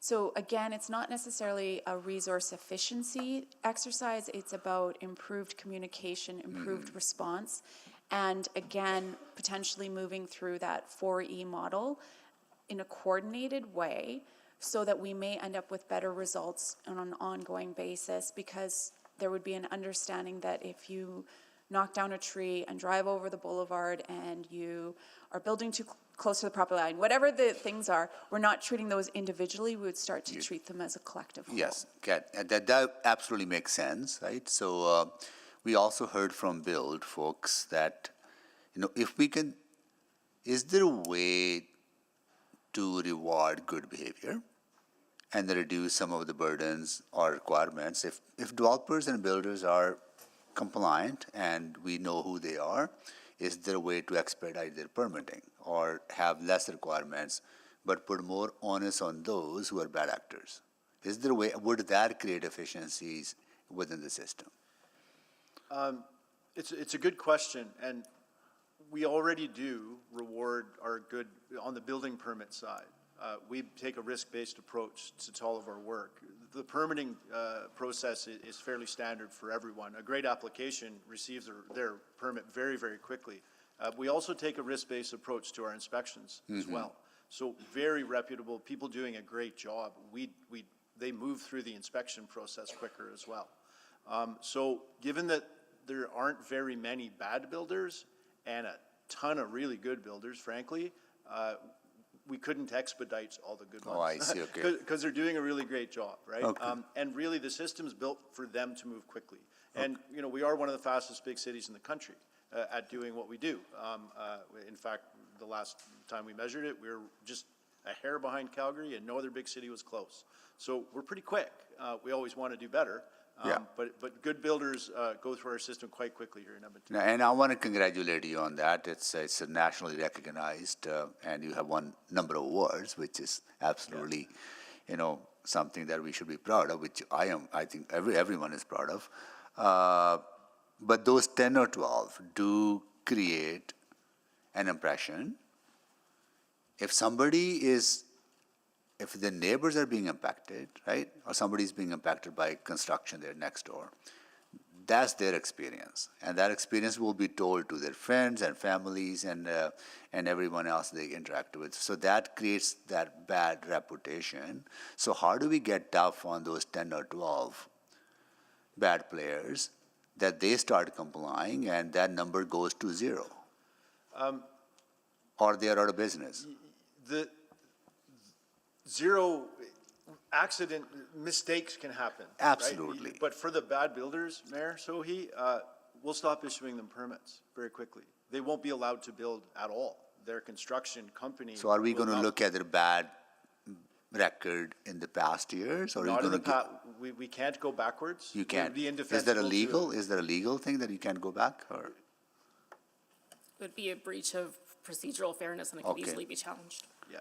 Yeah, but you know who they are and you can monitor them, right? Well, And We'll be very fair moving forward Okay. because we don't want to use anecdote to judge builders. We would only use data for that. But I can assure council that the bad builders will very quickly be identified, reach the cap. so how much time does it take from no fraction to refusal of a permit? It would, again, we have to develop the matrix. It would Yeah. depend on the severity of the infraction, right? A mud on a sidewalk shouldn't be comparable to collapsing a part of a roadway, certainly, right? So it would be ranked, just like, it's like your driver's license is the idea. If you're going 200 kilometers an hour, you lose your license on the spot. If you roll through a stop sign, you get quite a number of points, but we don't take away your right to drive immediately. But if you do that a lot of times, we'll take away your right to build in the city. And we do have the authority to do that under the Safety Codes Act, as long as it's for reasonable grounds that we can prove. Okay. I have more questions on funding source. We'll come back for a second round. I think Councillor Stevenson is working on a potential motion that committee may consider. Thank you so much for that. Thank you. Thank you. If I may take the chair and hand it to Councillor Wright. Oh, yeah. Oh, okay. All right. Everything's so loosey-goosey. Okay.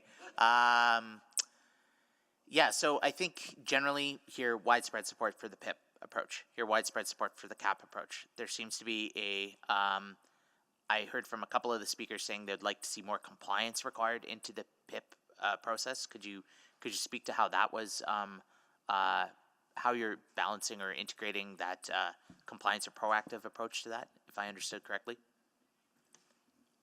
The PIP itself is really the leading part of getting it right. And it's mandatory, I want to make clear. I think someone mentioned that it wasn't mandatory. It absolutely is mandatory. So if our inspector comes out to your building site and asks to see your PIP and you don't have one, we have all kinds of options. We can shut down the site. You get a bunch of points on your cap, that's for sure. And it's your responsibility to have it there. So it actually is, it is mandatory. Now, the building code that we enforce doesn't prescribe how you do something, right? It doesn't tell you must do this or that in all circumstances, and it certainly doesn't for excavations. So the building code isn't prescriptive on the way you dig the hole and make sure that it's safe. It says that you have to make sure it's safe.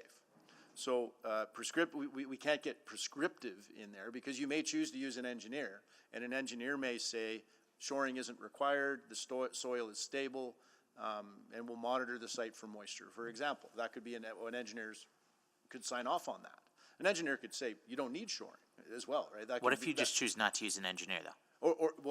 But you may choose to use an engineer as part of your PIP, and certainly for a deep basement many builders may choose to do that. Like, I think what we're trying to get away from is some people may just eyeball it and say, it, looks okay, let's dig. Right, and so obviously we hope that everyone working in the city, and keep in mind, you need to dig the hole to know what's underneath the ground. So you can't plan everything in advance because you need to know what's in the soil and you need to know what's down there, right? So the PIP, what it requires you to do is to have a plan, make sure that you've got a plan to also know what happens if something goes a little bit, say it rains for a week, we're getting bigger and bigger rain events, that you have a plan for that. And again, if we come out and you don't have a plan, and that happens a couple of times, you'll never build a house in the city again. So not to be pedantic, but if I could just go in on that. Okay, so there's the site. You show up, and the PIP may be we're hiring a engineer. The PIP may be we're gonna dig and figure it out. Like it could still be we're rolling the dice. Well, keep in mind that is what builders did for the 4,000 permits in 2022 when 4 of them had excavation problems severe enough to require an order. It's a very, very small number. And rolling the dice, keep in mind too, the building code is a risk-based document as well. It doesn't cover every single part of building a house or digging a hole or anything else. I'm just wondering if there's some other step that needs to be in there. We feel quite strongly that Edmonton's a very safe place for excavations in terms of property protection. OH&S works on the people side. The building code's not designed for people protection. That's OH&S. The data is very clear. This is not a significant problem. It's very, very low ranking in the risks that we manage through the administration of the Safety Codes Act, looking backwards at the data. Yeah. And the ones that we've seen, I mean, everyone's definition of catastrophic is different. It's horrible to be a neighbor of a bad infill. I live in the city. I live in an infill neighborhood. I look out my window and see it every day. It can be a terrible experience, but it's not catastrophic for a slough to happen. It's unfortunate. It needs to be fixed, and if a fence falls into it, that's a problem too. But some of the pictures that we see and that people share, fences aren't always built on the property line either. We can all attest to that. So it is not a severe problem in this city. Most construction sites are well done, and no issues are reported. Okay, so if we go forward today as a committee and say, yep, green light on the PIP program, green light on the CAP program, green light on another recommendation, we figure out a way to pay for it, is there anything that would preclude us from coming back and saying, yeah, we want to require shoring in more position, in more places in the future? No. Okay. There would be nothing stopping that. So there might be a to be continued to some of this as for today's discussions continue. So not taking the chair back because I never gave it up. Thank you for the response. I appreciate that. Sorry, who's our next committee member? I guess they're not there. So Councillor Salvador. Yeah, thank you so much, and really appreciate the reports. I think there's some really excellent opportunities here. I wanted to ask about the depth of excavations that we're talking about. Is it correct, is my understanding correct, that anything beyond 3 meters already requires professional involvement?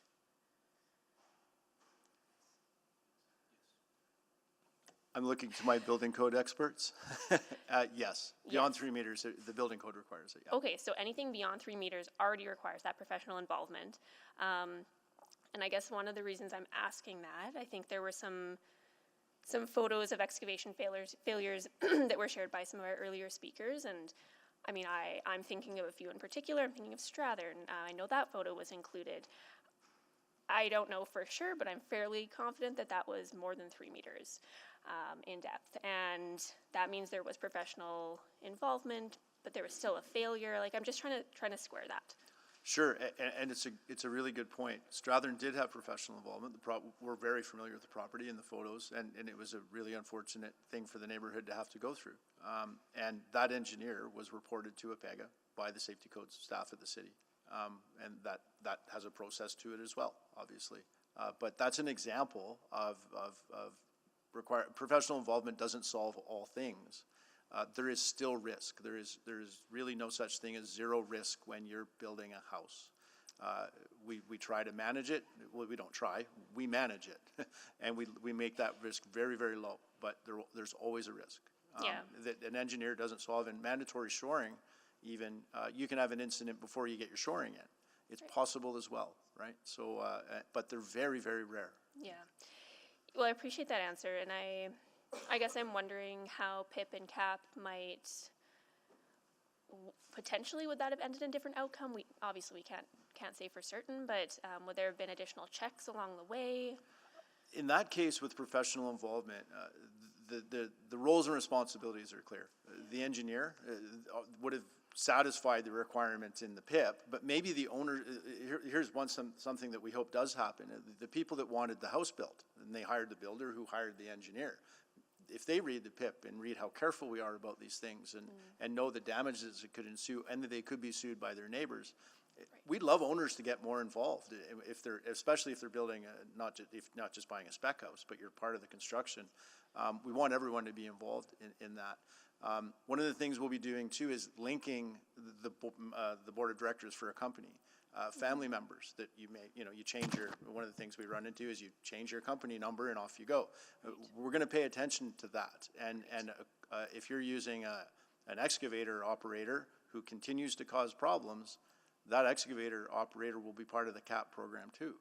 So we're going to be paying careful attention to that. But Strathern's a great example of an engineer design not working out, and that happens from time to time.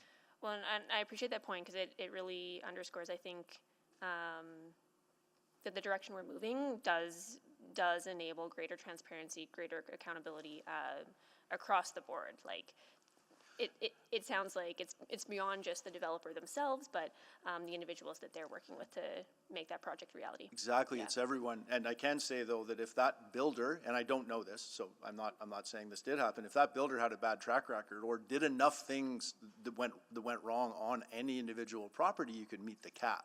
So that builder may not be able to get a permit, but without coming in for mandatory education at least. And at their expense, like they have to come in and they have to pay our SEOs to give them the education, to earn back a few points, to have another chance. But we'll also be putting a lot of requirements on building permits for those who have reached the cap in the past. We could say this builder has to do mandatory shoring because they've been proven track record of not performing. Excellent. That's really good to hear. Just in my remaining less than a minute here, really like the idea of a centralized office. Love the learnings that we've gathered from the Problem Property centralized office and applying those here. So just understanding that funding would be required for the two positions. If that funding is made available, I'm hearing some potential options. How quickly could that office be stood up? Are we kind of ready to go on that front? Yeah, we discussed it, and apart from receiving the funding, then we would have to do the recruitment, and then we would start to integrate them within the team. So it would be pretty quick. Hopefully, by the start of the next construction season, I would say we would be well positioned to meet that deadline. Excellent. Thank you so much. Councillor Stevenson.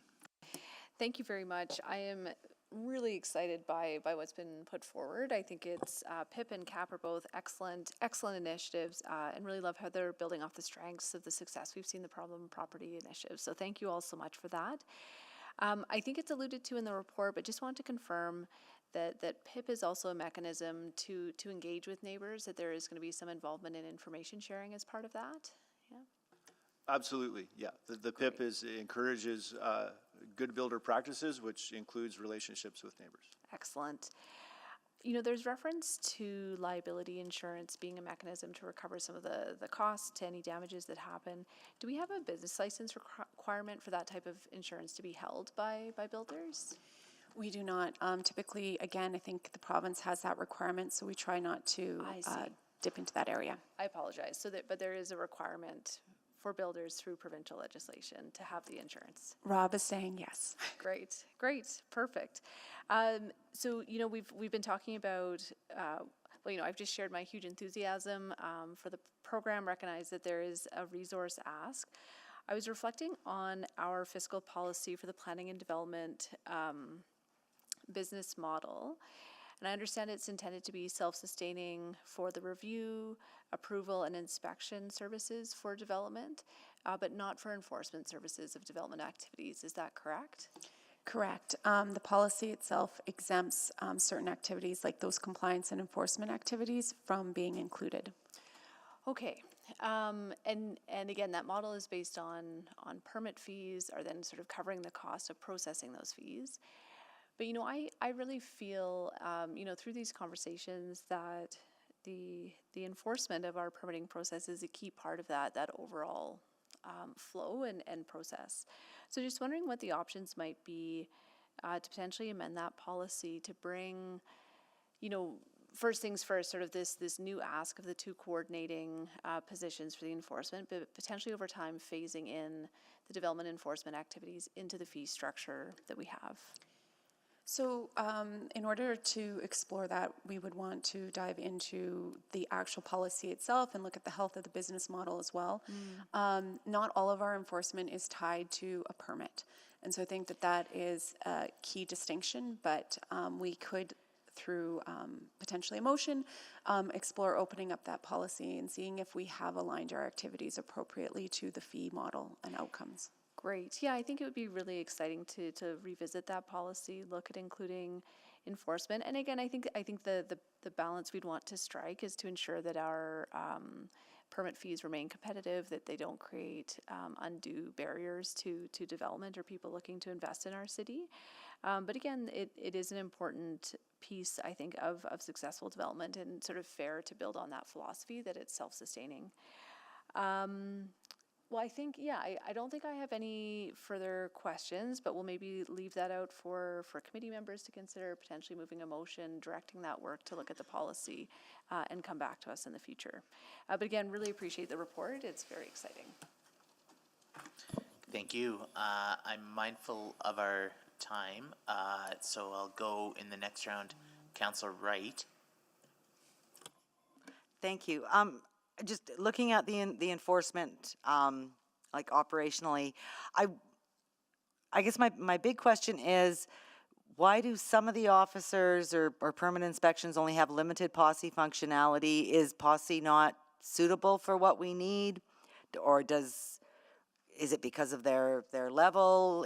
Does data then need to be put back into posse? Why are we using Google Sheets? I just help me understand. I'll try to respond to that. Each inspection area uses Posse to track their inspections, but Posse is a database tool that isn't necessarily meant for mining and creating reports and the like. And so we do work with some of our IT teams across the city to try and improve upon that and use what we have in Posse and the data that we enter to make sure that it gives us good data out. But again, like anything at the city, there is a long list of posse improvements and other projects, and so we're always, I guess, competing against one another for access to that. So I don't know if that's answered your question, but we do our best, and sometimes we do use things like homegrown solutions like Google Sheets, but then they aren't fully reliable. You change a formula, things change. So we do our best, but it would be better sometimes to have that integrated, fully functional, well-built system versus modifying what we currently have on an ad hoc basis. Okay. Councillor, just to add to that, not that this all hinges on Posse, but the computer system is based upon the functions of each of the teams and the responsibilities, and each team is responsible for a different bylaw or a different part of the bylaw, or they report through a different union, which has different jurisdictional issues as well in terms of having different people do different jobs. So the point being around the coordinated position would help to level up all of that information that we either gather and receive and then disseminate it so that we can have that centralized source to bring it all together and to action it as needed. Okay, so that was going to be my question. Is part of that data analytics and refining this system and maybe doing away with Posse, or? Well, don't get too far ahead of ourselves. Okay. Yeah, okay. Shouldn't expect too much. And then my other concern, I was reading through the report and sort of counting up the different peace officers and municipal bylaw officers and everything like that. And there seemed to be more mentioned than I think it's the 19.5 in attachment 1. So are some of the ones mentioned in the report then not responsible for these duties here? So we were somewhat challenged with the request of the with the wording of the motion, because this motion talks about residential enforcement. And some of our enforcement officers do more than residential. And so we were doing our best to try and figure out who would be allocated to residential enforcement. So we acknowledge that there's not necessarily a full alignment between the two reports on total enforcement officers. And that there are other things like non-enforcement or compliance related roles that may not be in the scope of this exercise. So if you're just doing an inspection, that wouldn't be counted. It's only if you're doing enforcement. Okay, and so the like the .25s and the .75s are the result of people sort of doing Multiple stuff off roles. the side of their desks, Yeah. right? Yeah, okay. Okay, I think that's all I have. Thank you very much. Thank you, Councillor Knack. No, Mayor Sohi, there we go. All right, is it okay, Chair, that I move the motion?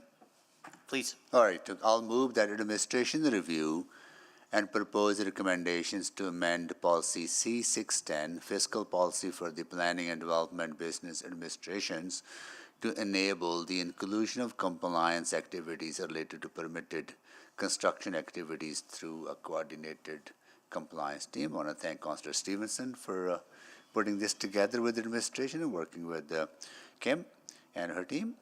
I do have some questions though. The current fund that exists, that are funded by developers, I know we did get some update on that. Would that be the appropriate source to kind of, as an interim approach until this report comes back and gives us option on the amendment of the policy, or that policy needs to be amended in order to tap into that fund? An amendment to this policy, we'd like to do a policy review to see what we can do administratively versus what needs an amendment. So looking at the policy and then aligning our fee schedule to reflect the changes, but also model the impact of including compliance activities within the planning and development business model. Okay, would that be doable in a amount of time that next construction season, if the folks are ready to set up that coordinated team, subject to council approval? Obviously, a policy needs to be amended by council. Would the timeline work? Yes, and I'll look to Travis to comment further on specific timelines, but yes, the intent would be to mobilize this team for the construction season, in advance of the construction season in 2025. Okay.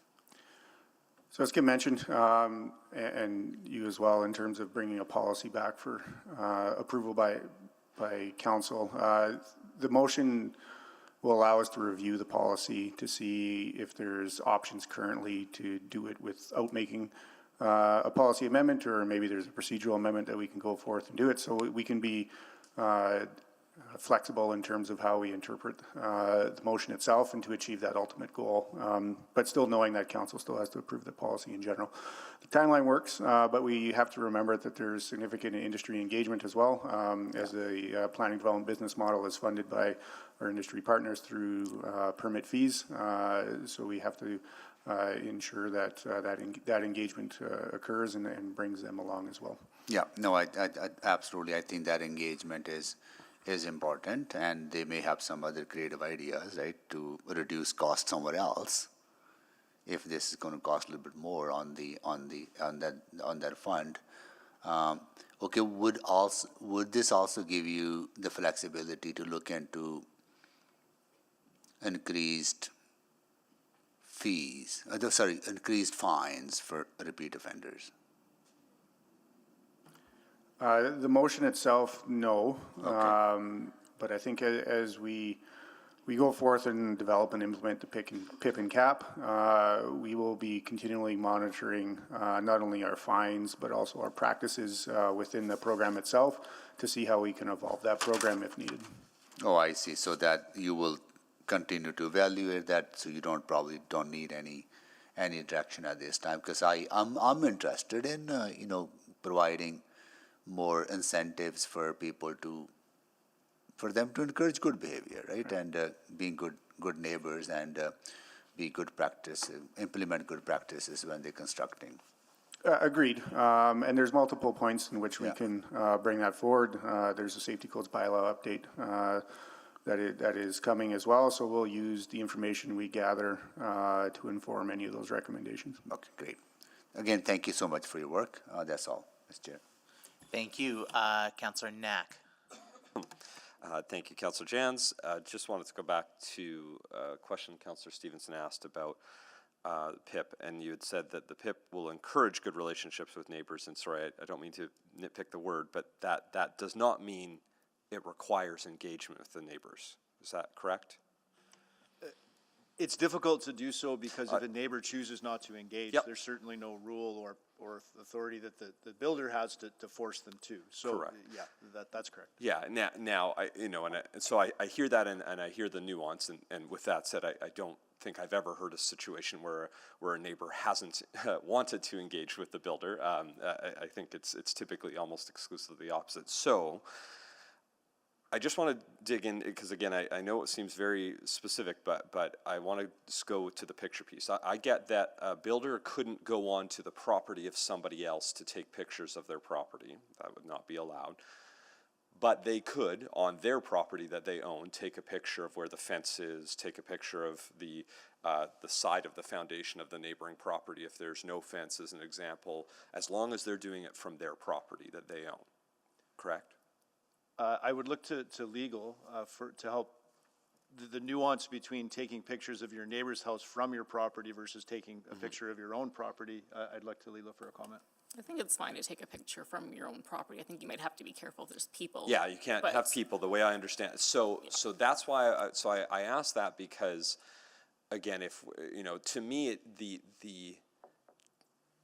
the onus or the red tape of asking somebody to take a picture and having that submitted as part of the excavation plan does not feel very onerous. And I'm trying to get a sense of why we couldn't put that in as part of this PIP plan. We could. Now, keep in mind, you have to have a PIP, but it's not part of your permit in the way that the height of your house is, for example, right? So you would get into a very subjective, is the picture good enough? What is it intended to show? Photographic evidence is held to a very high standard. So I think, So I'll give a very specific example because I hear the excavation piece is a very minimal piece. And with the greatest respect to the working group, I know they've worked very hard on that, but I don't think the data shows that that's a major issue. And so I'm less worried about the catastrophic. I am actually more worried about something like the fence. It's not necessarily catastrophic, but if you are that neighbor that has had your fence cave in on a property, right now, the only mechanism you have is to then go and sue, which will continue to be the only mechanism, right? The one mechanism is you go hopefully engage the builder and the builder's kind and they go work together and sort it out. But if they're a builder that isn't good and there is no visual evidence anywheres, it becomes their word versus the other person's word. And so if there was a requirement to take a picture of that fence or, along the edge of the property line, that could then be, I hope, used by the person who's been negatively impacted to be able to better hold the builder accountable. Because, it's not catastrophic, but that if the builder doesn't want to, if the builder's saying, oh, no, the fence was like that before we did excavation, and you're in a neighborhood with lower incomes, how do you afford to go and get a lawyer and take them to court? It's intuitive, like to say, take a lot of pictures if someone's going to build beside you. One of the challenges, if it's part of the PIP, it's owned by the builder. And there's no legal mechanism to demand them to share that photo with the neighbor to then have legal action against the builder. I guess I'd want to check, because if there was a requirement of the city to do that, and then there was an infraction and then somebody were to sue, would that not be evidence they could ask for, that their lawyer would be able to request from the city that says, can you provide us the photos that were shared with you?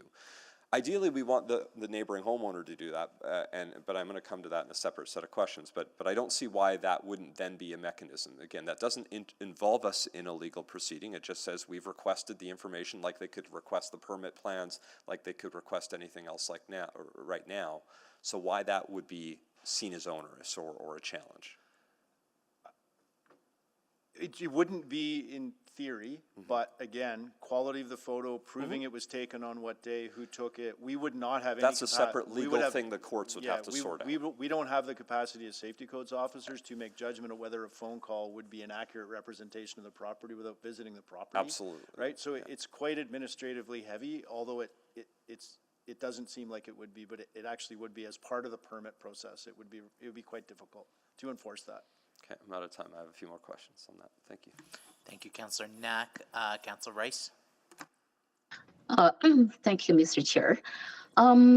Thank you, Mayor Selhi and Councillors Stevenson, and put this motion on.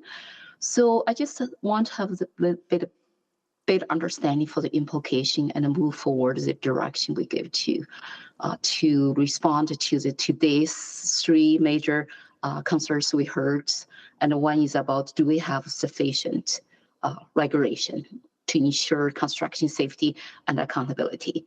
That's number one. Number two is about, do we need strength or enforcement and to ensure compliance and for certain bylaw and safety codes to be met? So the third problem is that we're talking about, do we have sufficient administrative function support to make sure the first two and to be meet the standards and also to address the safety and accountability. So then my question to mover is, what's the implication for this policy change and how this policy change could respond to these three questions, three concerns we heard today? I think administration will definitely undertake that analysis and, tell us what are the consequences are. But I think it's worth exploring compliance as part of the whole continuum from permitting to other aspects that are covered by the developer fees and permitting fees. I think because compliance is related to that permitting. If it's not related, it's related to the development, right? So why would you not explore that? Okay, so that type of work will come back. Yeah, it'll come back to committee. It'll come back to urban planning committee, right, Kim? Yes, Okay. it notes the due date and the committee it would return to. Yeah. So then the budget implication, and is there any precede budget implication with this policy change? And for example, do you need more budget to support this structure change to inclusion of compliance activities? And also, or you will keep budgets with the existing budget to balance all the resources you needed? Is that to the mover or to administration? Both could be. Councillor, I'll just jump in here. Through the review and analysis of the policy and the health of the planning development business model of the reserve, we would come forth with those recommendations in terms of what needs to occur. It's not necessarily, if it were to be included in the PDDM, there may be effects on permit fees to include it, or that analysis would see if the current health of the reserve and the projected health of the reserve can absorb it. If the recommendation were to not include it in the policy, the planning development reserve policy, then there would be a tax levy implication if it were to move forward by council. Okay, so we don't know that until this recommendation report come back. Correct. Okay. So this is another concern I do have. So I don't mind to look at the policy change, and as long as we have the focus, specific what type of programs we're going to answer, or what type of problems we're going to address. But here is some information and from the data presentation. If the safety codes compliance and orders right now is decreased, And year by year, and if you look at 2024, it's only 0.13%. I'm a little bit confused what we are going to address as a key issue right now. And then because this demonstrated very positive change for the existing work, existing structure, existing resources we have across 7 business area. So if we're going to do this, what specific outcome or improvement you want to see? You want to see if existing resources, existing structures already to have this positive impact and reduced safety codes complaint and orders, and actually that is our city's role and in the law, and to monitor and safety codes. And so I'm not 100% sure this work really want to address what's a key problem you're going to address. I'll attempt to start off with an answer on that one. Again, if we were to get the coordinated team, it would be about improving our service and response rates back to the complainants, but also to effectively work better together to essentially enforce on concerns, which in turn would hopefully lead to better compliance outcomes. It's not necessarily a bad thing that our compliance activities or enforcement activities are going down, because that may show a strong enforcement and compliant population. And if we ended up having excess resources, we would reallocate them per our standard processes to look at the different areas of priority. Okay, my time is out. Thank you. Thank you, Councillor Rice. Councillor Rutherford. Yes, thank you so much. Just a few follow-up questions. Kind of jumping off of Councillor Knack's line of questioning, didn't I hear in the presentation from administration, will the PIP be shared with adjacent neighbors?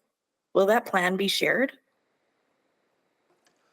No, the PIP is essentially owned by the builder. So that's their plan, it's their educational document, it's their commitment to how they're going to undertake the project safely. So how do we, okay, so like they say they're going to do something, and unless we're proactively checking on them, how do we know that they're actually doing it?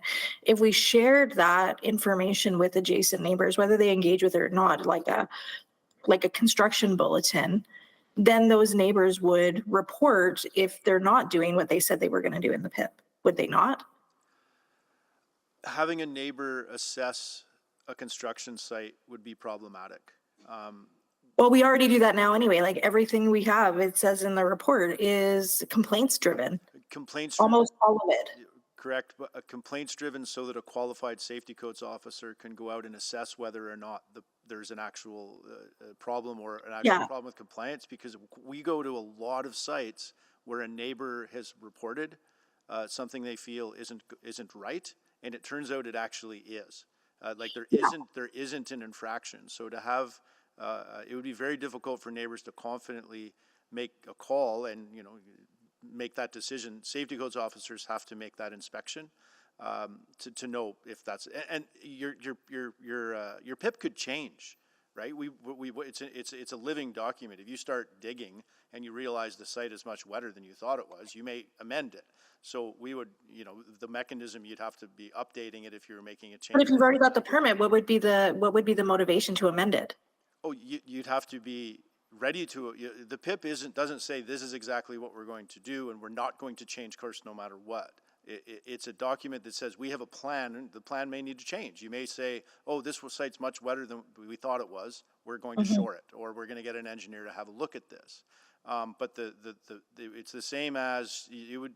I guess it would be comparable to sharing your house engineering plans with your neighbors, so they could watch to make sure that you're putting it together properly. It's quite technical. I know it's. Sorry. I had heard something about sharing with neighbors, but that's fine. I'll leave it at that.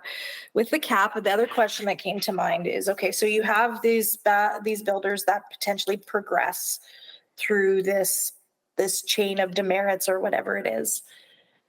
But what about companies that, like the builders go, like I've seen a lot of times what I've heard is about, and I've heard it from administration in terms of it being a challenge of builders being a numbered company or being a company, then that company closing and then them opening a new company in a different name. So how would that be addressed within the CAP program? Great question.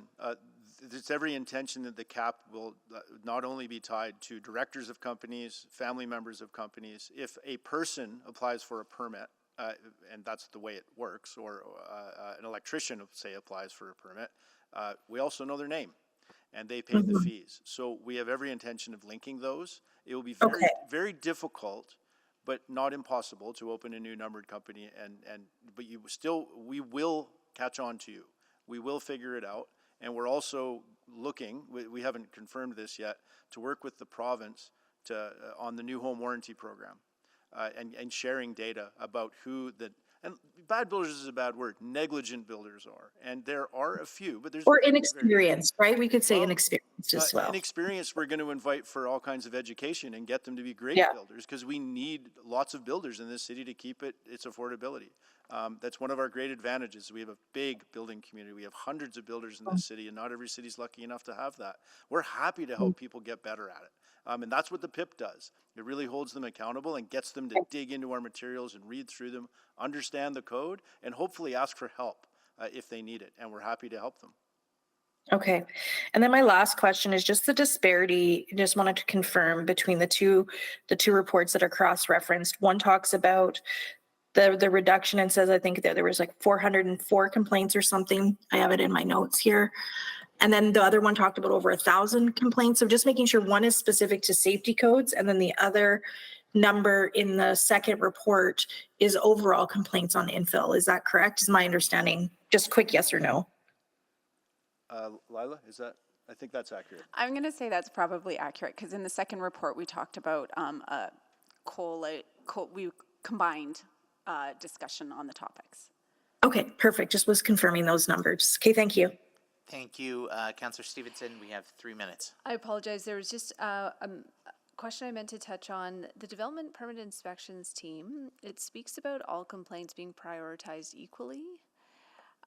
Just wanted to understand, maybe I just wanted assurances that if there are, significant safety issues happening in the moment, that those are prioritized through one of the teams, and maybe it's the Safety Codes team? Yes. Okay. So Safety Codes prioritizes in that respect. Okay.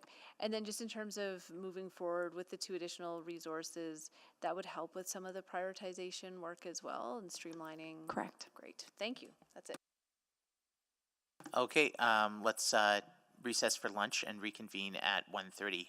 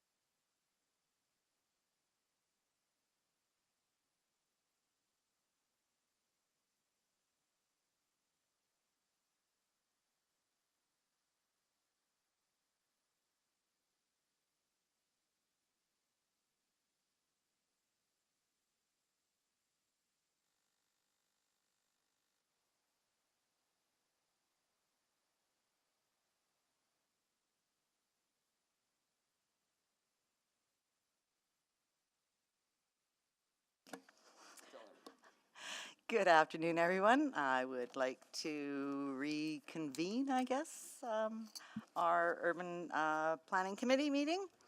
And I think we were at the point where Councillor Knack was going to ask some further questions of administration. Councillor. Oh, and I will do a quick roll call first of committee members. Councillor Jans is away with notice. Councillor Knack. Good afternoon. Good afternoon. Councillor Rice. Good afternoon. Good afternoon. And Mayor Sohi. Present. Thank you. And other council colleagues, we have Ann Stevenson. Good afternoon. And Councillor Salvador. Hello. Hello. And do we have anybody else online? Councillor Rutherford. Hello. Hello. And I believe that is it. All right. So sorry, Councillor Knack, please go ahead. Yeah, no problem. Thank you. Trying to figure out a way to get to a space I'll be perfectly happy, which is probably never possible.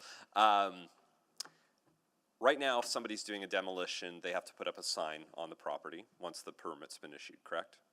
That's a requirement. Correct. How long from when that permit is issued to when they're allowed to demolish? Is there a set time? Is there a certain amount of days? I can't remember. Instantly. Instantly. So they could, if they wanted to. And right now, there is nothing that, besides that sign, that notifies the adjacent neighbors. Correct? Correct. So that's the biggest thing. I'm just trying to figure out how we refine here. And I'm hearing the pictures piece is a little concerning. So here's maybe a separate idea, which is that they have to put up a sign, which means somebody physically has to go to that property and put up a sign. There's no avoiding that. Can we, as part of the PIP, say you also have to put a notice in the mailbox of the two adjacent properties that says, hey, we're going to demolish this home. We would encourage you to be taking pictures of your property and the fence line and all of those things. And I'm trying to figure out a way that there's very little onus, because if the person who's going to do it has to put up the sign anyways, they literally have to be on the site. And to me, that feels like maybe a small way that could help encourage that action that we're hoping others will take. Yeah, so I think you've identified, we'll call it, for lack of better terms, a communication gap, and we are working to solve that through the education and engagement programs, through different tools and mechanisms. That could be not only on that sign that they have to post for demolition. Maybe it's a link that tells you go here, and it outlines the roles and responsibilities of the contractor, the neighbor, and what to expect when development is coming. And part of that may be take some pictures. So I think there are different mechanisms, and we hear you and the engagement that we have received from that, and how we can do better in terms of outlining those roles and responsibilities. We don't have the preferred mechanism yet, and I'd look to Rob if we'd want to contemplate the PIP in terms of putting a leaflet next door, so to speak, in terms of go here, infill's coming. The PIP certainly encourages communication throughout, actually. The problem with requiring that, as in you must do this or you're not in compliance with your PIP, is the neighbor saying, well, I didn't get it. Or, but I put it there, and you get it in a back and forth. It would be almost impossible to enforce. But certainly we could look at, making sure the language is absolutely as clear as possible that you should be doing those things, but to require it would be difficult to enforce if someone were to not do that. It'd be very hard. I would also point out that we are working on our notification, our electronic notification once a permit is issued. So it doesn't impact everybody, but if you did sign up for those notifications, you might get that that electronic notification that the permit had been issued. That work is still undergoing, but it might help fill in some of that potential gap that exists if they were to, just in terms of being alerted of a permit. Yeah, and so maybe here's the question I'm going to ask, because I'm hearing the hesitation in your voices, and I'm not sure I'm understanding. Because we used to, back when there was a Class A development, send out a letter to properties, right? Like that used to be a step we took until, a few years ago when we changed that, correct? So I guess what I'm wondering is I'm trying to find the least onerous way to make sure that the two neighboring properties on either side of a demolition can get notified that the demolition is going to happen, and we would really encourage you to take pictures to help themselves in a situation where they might have to take, you know, and again, extreme situations on the catastrophic failure, but I'm even talking the fence. So I'm wondering, what is your concern with something even like that? Because I'm hearing you, and I'm just trying to figure out, maybe I'm just overreacting to something that's sort of been in the back of my mind since we got rid of that letter piece. So there's a couple of pieces there. The difference between city-initiated mail-outs and the applicant-driven ones. We definitely hear you in terms of how can we communicate better with neighbors of construction. So that is on our work plan as well in terms of how we can do that better. Can we use existing tools, as I mentioned, in terms of the sign that directs nearby residents to understand what to expect and what to do to protect yourself, or so to speak. So it is a piece of work that's ongoing, and it's not just exclusive to the PIP. It's part of that notifications and how do we create that ecosystem of education and engagement with the neighbors to bring neighbors along on infill, so it's not a bad experience each time. So I think they're outside I'm out of time, but yeah. I might come back around for one last one. So thank you. Thank you very much. And that was going to be my question, is rather than the electronic notification, yeah, can't we, and not put the onus on the builder necessarily, but put the onus on the who's ever, signing off on the permit or whatever. But that is something that is going to be looked at in your whole communication strategy, or? Yeah, we're looking at what is the best mechanism to do that right now. Okay, that's all I have. Councillor Knack, you're coming back around? Yeah, sorry. So just closing the loop. So is that coming? Because I thought we made a motion on that during the zoning bylaw. So is there something coming back on that?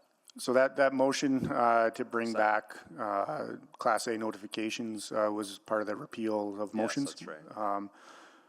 But we don't need a motion to do this work. We are doing it right now. We just don't have our preferred mechanism to implement it. I guess what I'm wondering, because I really don't want to make a motion, but I also appreciate, maybe I'm the only one who feels this way, so I might want to, in case committee doesn't want this. What I'm wondering about is there something in whatever it is you're working on in the variety of options, is there some way that we can be sure, without me making a motion, and if you want a motion, maybe committee will say no, that says there will be something that gets provided to the mailboxes of the two adjacent property owners before a demolition occurs. And if you feel you want a motion, I will make that, and then if committee says no, then so be it, then we can put it to rest. I don't want you to overreact to one person either, because I am just one member of council on this, so.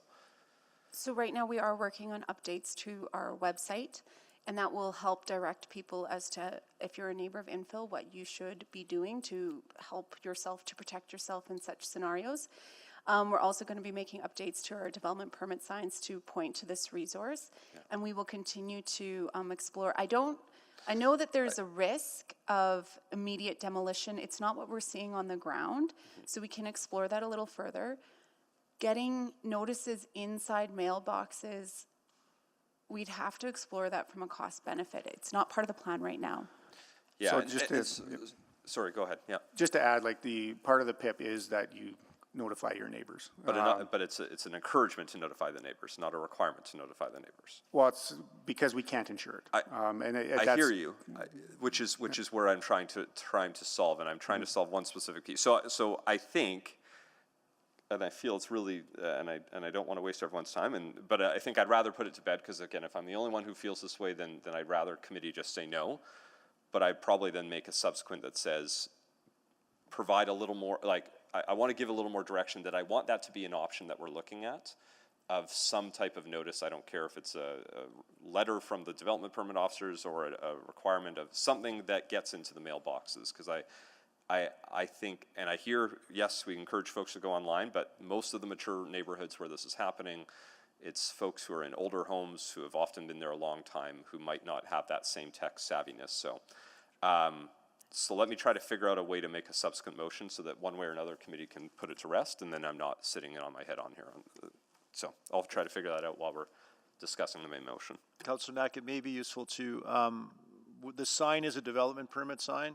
The building permit is what enables the actual demolition, and we require 3 days notice to the city before you start demolition. Yeah.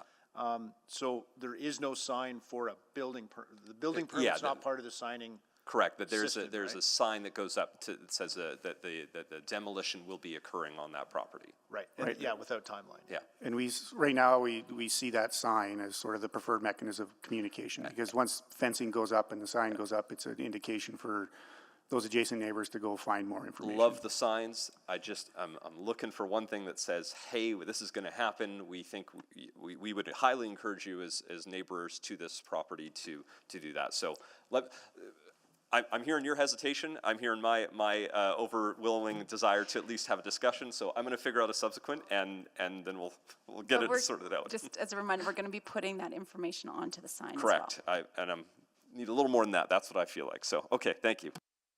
Thank you for your persistence, Councillor Knack. Mayor Sohi. Sorry, I got a little distracted on thinking about something else, but when the demolition permit is issued, right, a sign is put up, right, that says this property will be demolished. Correct. Does it say by this date? Does it say date? It doesn't say date, right? But then you said another permit issue, the property owners is required to give you 3 days notice before the demolition, right? Yes, before undertaking. Before actually starting to take the building down. Right? And that notice doesn't require another sign that says demolition is going to take place in 3 days. It does not, no. What is so onerous of a property owners to put up that sign that now the demolition will happen in 3 days? Why is it so onerous on the They don't owner? always know. It depends on their financing. It depends sometimes. No, but once they send you a notice that they're going to demolish in 3 days, right? So we don't get a notice that they're going to demolish in 3 days. Okay. They have to notify that they're demolishing 3 days prior, but does that mean that they're always demolishing in 3 days? No, and they may change their mind. Yeah. They may change their mind, but may they give you rain they give you 3 days heads up, right? Yes. So when they give you heads up, can you not ask them to say, you got to put up a sign, another new sign that says, I'm ready to demolish in 3 days? I could be wrong, but I think we'd need a bylaw requiring the sign for the building permit, I think. Yeah, so I think we got to be mindful that we're operating within a pretty complex process. Yes, right now we're talking about one specific moment in time where the demolition permit is issued. We're waiting for the demolition to occur. It goes and gets a building permit for demolition, and then a notification of those 3 days. We start adding in additional time to have them, when they tell us that then they need to go put a new sign out or notify, we add more time to it. So we want to use our existing systems or our existing tools in place, which is where we think the development permit sign that says a demolition permit is coming, or not a permit, but a demolition is coming at some point in time. And I don't think the time is that important in that equation. Let me ask another question then. When the first the demolition notice is posted, right, or sign is posted, can you not have something on that sign? Because when the sign goes up, if I'm the neighbor, I'm going to read that sign, right? Can you not put something up says, as a neighbor, we encourage you to take pictures of your property and keep that for your record, just in case if there's a disturbance to your property. That's the work that we're undertaking right now, yes. So when will that conclude that work? When would that information start appearing on a sign? I'm not sure. Not yet. Yeah. But we are working on it. Okay. And we're building a website to go along with it. Yeah. Along with the sign, Yeah. along with information on the sign that says, we encourage you to take pictures of your property in case something goes wrong. Right? Yeah. You'll figure out the legal language, right? So, yeah. It may not, like, the request to go take pictures may not be on the sign. It may direct you to what to expect and what you can do to prepare for construction next door, just because there's going to be more than just take pictures. With Yeah, QR more than, code. Yeah. Oh, their QR code, then you can scan the QR code and say, okay, these are things I can take, precautionary, proactive actions I can take to take images of my property just in case something goes wrong. Correct. And as we build this out and we know definitive timelines, we can send council a memo as to how this is going to be outlined and a link to what it looks like. Yeah. And now I think with the letter, which I'm interested, but many communities are converting into community boxes now, right? So even if 3-day notice probably may not be as effective, but okay, thanks. Thank you, Mayor Sohi. Councillor Rice? Thank you. I would like to stay on the line of that question to have additional question about who is responsible to provide that notice and then signage. And if that is under our city's cost, our city's responsibility, or under developer or builders' cost and their responsibility. It's a requirement of their permit, so the builder is responsible for the signage, and they have to erect it in a certain amount of time, and they also are expected to have the sign in the format that we actually work on the signage with them, so they do use our format, but the cost of the actual signage is borne by the developer.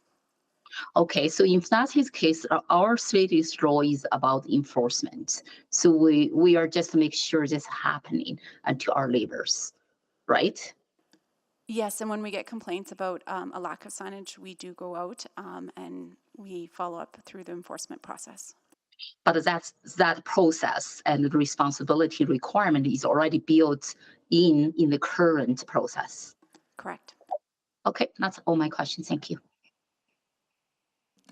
Thank you very much, Councillor Rice. I just have one final question prompted by Mayor Sohi's question about the sign being up on the yard and people passing by and seeing it. What if they have a alley garage access? Where does the signage go? Is it just in the front of the lot, or is it on all sides? Currently, the sign is just on the front. Through some of the workaround notification, we're looking at it including both on the front and the back. However, that sign is usually accompanied by construction fencing, which is pretty hard to miss. Yeah, so you can see that there's fencing going up, but yeah, again, I can't wait for Councillor Knack to make his motion, so thank you. And seeing nobody else on the board, does anybody want to speak to Mayor Sohi's motion?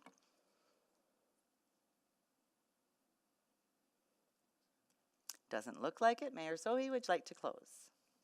Very quickly, want to thank your administration for ongoing work on these community challenges and community concerns. This is an evolution, and as we do more infill, we want to make sure that neighbors and community members are continued to support infill, and we have to continue to maintain their buy-in for this is a transformative change that is so necessary from financial sustainability of the city, but also from environmental perspective as well as building stronger cohesive communities. So this is very important work that we continue to have the support of the neighbors. So look forward to further work.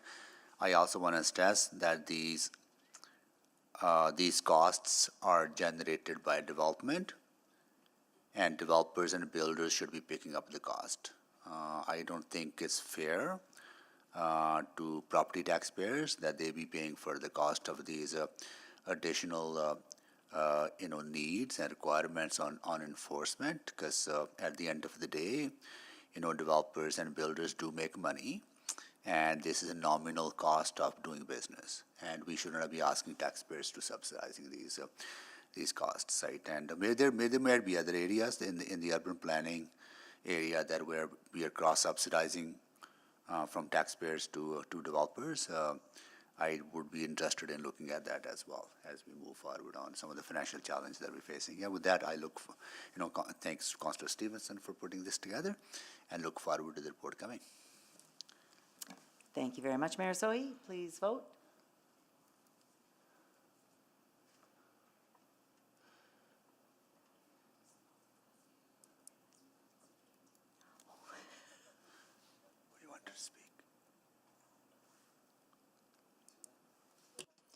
We have all the votes. Display the votes, please. And that is carried. Thank you very much.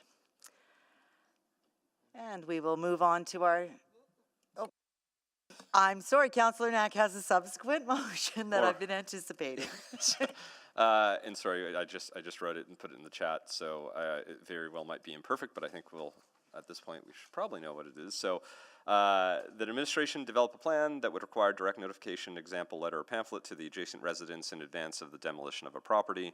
This could include a requirement as part of the PIP or permitting process. Yeah, very quickly, and I've specifically, I don't want to report back, so if council approves this, I just want you to go to do that. I don't care about a report. If you want to include it as part of your memo that you would be doing, that's perfectly fine. And sorry for being so picky to my council colleagues on this. I think the online resources are excellent, I truly do. I think there are a lot of folks who are neighbors to construction that don't think about the things that they should probably do in advance of that work starting. And it's fresh in my mind because just a week ago I was out at somebody's home who's about to have construction next door with the one builder that hasn't been great. And so my first thing was, have you taken pictures of your property yet? Like, oh, we didn't even think about that. And so like smart people, they saw the sign, they just, that's not something that I think comes to a lot of people's minds early on, and I'm not sure people would think, well, why bother going to check out the website? Construction's gonna happen next door to me, so be it, like, you know, it's gonna suck. They might not think that to even go to the website to then get that information, so like, I think it's gonna be a great resource, but I also think we need to just remember that there are a lot of folks who it's gonna be their first ever experience with that, and just having something simple in the mailbox dropped off, whether it's formally from the city as part of a mail-out, or whether it's, you know, and again, I get that even if we require the developer to do it, they might do it incorrectly, and there's a chance and a risk there. But I think that's minor overall. What we're just trying to do is just give one more chance for folks to say, hey, really think about this. This is happening. Because it's impactful, and again, we've learned most of the time things don't go wrong. Most of the time it's not catastrophic, but even the things that are minor, and I'll keep coming back to the fence one because that's one that I hear about all the time, where somebody's fence has been impacted, and then they didn't take pictures, and then if you got the bad builder who's like, oh no, it was like that before. They didn't take pictures, and now it's their word against the others. So I think this is just one small thing we can do. It's not really onerous, so I'd like to see this formally approved. Thank you very much, Councillor Knack. Councillor Rice, do you have a question? Oh, no, my name there is just for move like the 6.1 related motion. Oh, okay. Okay, well, I guess we'll deal with that for the private item? For private, okay. Yes. Okay, Councillor Stevenson? Thank you so much. I was just thinking of another option. Do we currently, so recognizing that there are some really excellent online resources, does the development permit signage currently direct people to those online resources in any way? That's the work that we're starting to undertake so that we can direct people what to expect through the infill process or through the construction process. Okay.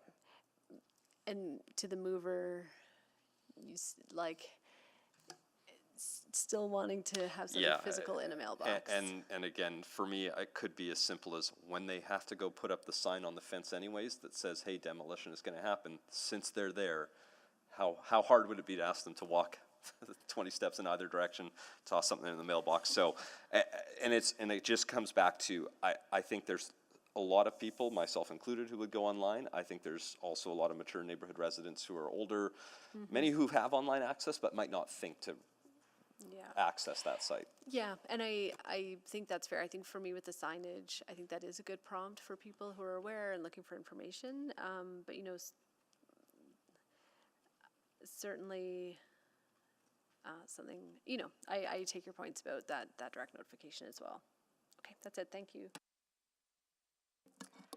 Thank you very much.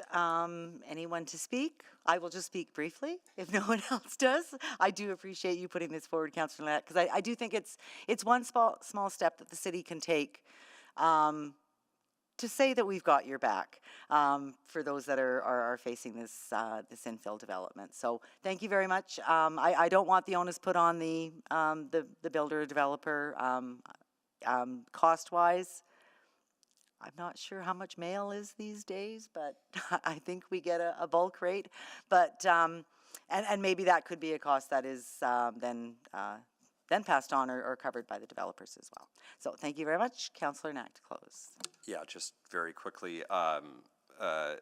So I've left this purposely open-ended so that I trust all of you to, if this gets approved, to go sort out the specifics of it. I don't want to be prescriptive. I don't need you to report back. I just, and it comes back to, you know, I even think about from the EFCL's, you know, commentary earlier today, we're not going quite as far as even they had suggested of sort of requiring pictures.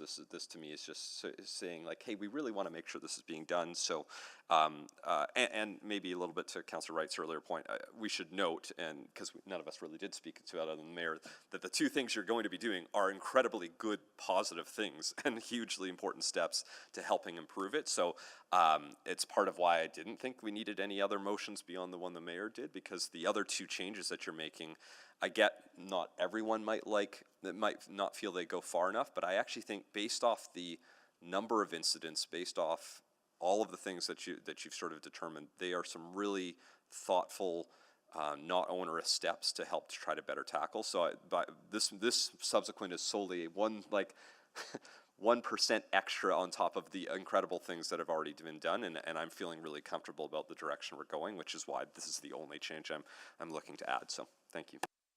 Thank you, Councillor Knack. Please vote.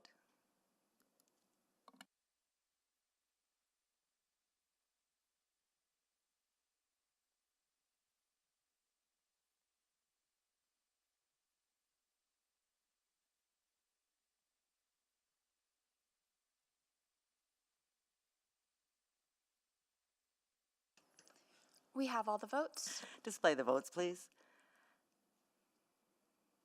And that is carried unanimously. Excellent. Thank you very much. And Councillor Rice, thank you for remembering about the private item on 6.1. If you want to make that motion, please. Okay, thank you, Councillor Wright. So the motion is I move that attachment 5 of the June 18, 2024 Urban Planning and Economy Report, UP 01993 remain private pursuant to Section 27, private information of the Freedom of Information and the Protection of Private Act. Thank you. Anybody to speak? Councillor Rice to close. Yeah, we'll be very quick. And I just want to take this opportunity to really appreciate administration's work and then to look into this construction safety accountability piece. And because there are lots of bylaw and lots of legal implication with any change we're going to make. So I appreciate the effort put there. Also, I really appreciate considerable analysis and for the legal implication could happen if there are any regulation change, policy changes happen. And also, and I support the mayor's motion and the Councillor Knack's motion. At this moment, I think our city is trying to do whatever we could do to really reflect that we take seriously for the construction safety and also accountability piece.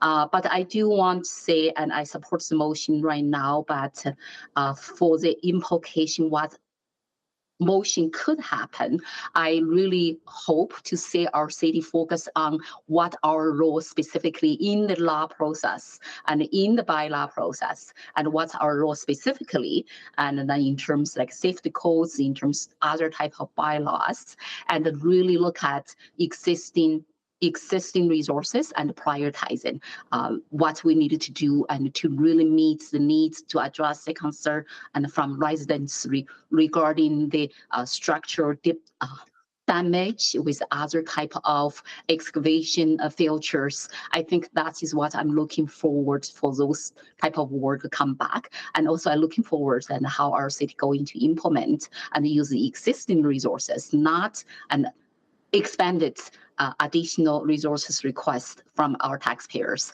and to implement our future work like the PIP and CAP. So that's all. Thank you. Thank you, Councillor Rice. Please vote.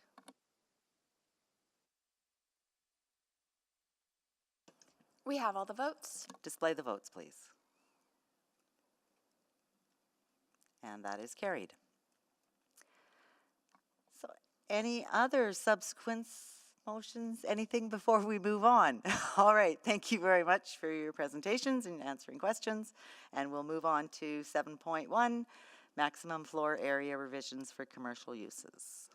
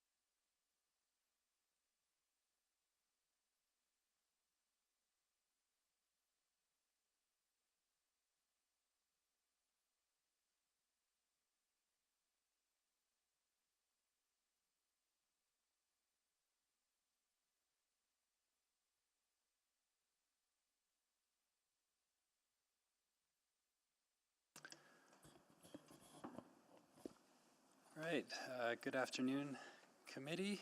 My name's Trevor Illingworth. I'm senior planner with the zoning bylaw team. We're here today in response to a council motion about maximum floor area for commercial uses in the small scale residential zones. Next slide, please. In the RS small scale residential zone, RSF small scale flex residential zone, and RSM small to medium scale transition residential zone, commercial uses are currently permitted where the neighboring property is zoned non-residential and allows commercial uses. Each commercial establishment is currently limited to a maximum floor area of 300 square meters. This number was originally chosen to accommodate home conversions to commercial businesses, to support business viability, ensure compatibility with adjacent properties, promote neighborhood scale commercial development, and align with the maximum commercial floor area in the RM medium scale residential zone. Next slide, please. Research and engagement on this topic focused on analyzing the relationship between business size and viability. To gain insights into this question, administration performed a jurisdiction scan, analyzed city permit and property tax data, and conducted interviews with commercial business experts. Next slide, please. To gauge the typical size of a commercial neighborhood commercial business, permit and licensing data under the former CNC neighborhood convenience commercial zone was analyzed. The data reveal that fewer than half of neighborhood businesses would meet the maximum 100 square meter requirement, whereas a majority, 75%, would be accommodated by a 200 square meter limit. Next slide, please. To gauge the impact of reducing the commercial floor area limit on potential home conversions, administration looked at average home sizes under the former RF1 to RF4 zones. The data revealed that reducing the maximum commercial floor area to 100 square meters would make converting an average sized home to a commercial space more challenging. Next slide. Interviews were conducted with 14 commercial stakeholders, including small business owners, developers, and business improvement area representatives. Most participants felt that a maximum floor area of 100 square meters would be too limiting and would reduce business variety. Some raised concerns that reducing the maximum floor area would hinder the viability of home conversions to a commercial use. On the other hand, some felt that 300 square meters was unnecessarily large for a small-scale residential zone. Community League respondents supported reducing the maximum floor area to 100 square meters, citing concerns about negative impacts on neighboring properties. Industry representatives support maintaining the existing 300 square meter maximum, expressing concerns about restricting innovation and reducing neighborhood vitality. Next slide.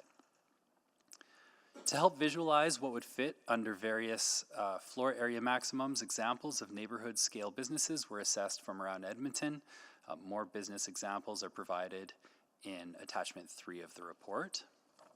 Next slide, please. And based on the analysis, administration recommends a reduction in the maximum commercial floor area to no further than 200 square meters. 200 square meters will meet the needs of most small-scale businesses and can continue to support 15-minute communities. The recommendation seeks to balance commercial viability with residential compatibility.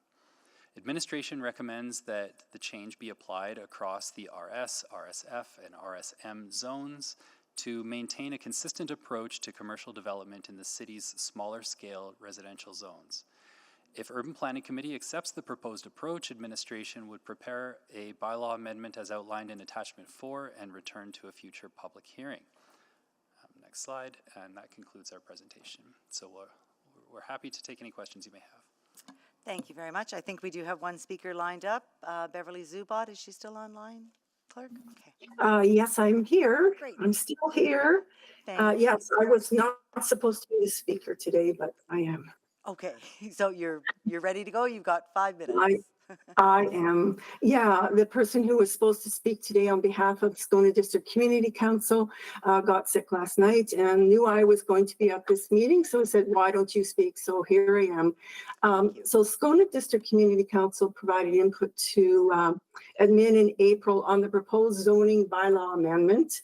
At that time, we indicated that the current maximum floor area of 300 meters was too big for commercial uses in the small scale residential zones. We supported the original proposal of a maximum floor area of 100 square meters that the motion council put forward, and also supported an increase to 110 square meters for grocery stores. And right now, grocery stores are not even included, I don't believe, as an option in our zoning. In addition, we suggested that residential uses be retained on any property in a small-scale residential zone where a commercial use is allowed. Given the lack of affordable housing in Edmonton and escalating rents, we want to reiterate that suggestion. Permitting only a commercial use on a property zone for residential uses contributes to the shortage of affordable housing options in the city. Although we realize only a small percentage of properties in small-scale residential zones meet the location criteria for commercial use, we encourage City Council to require the development of a residential use on any property in a small-scale residential zone where commercial use is allowed.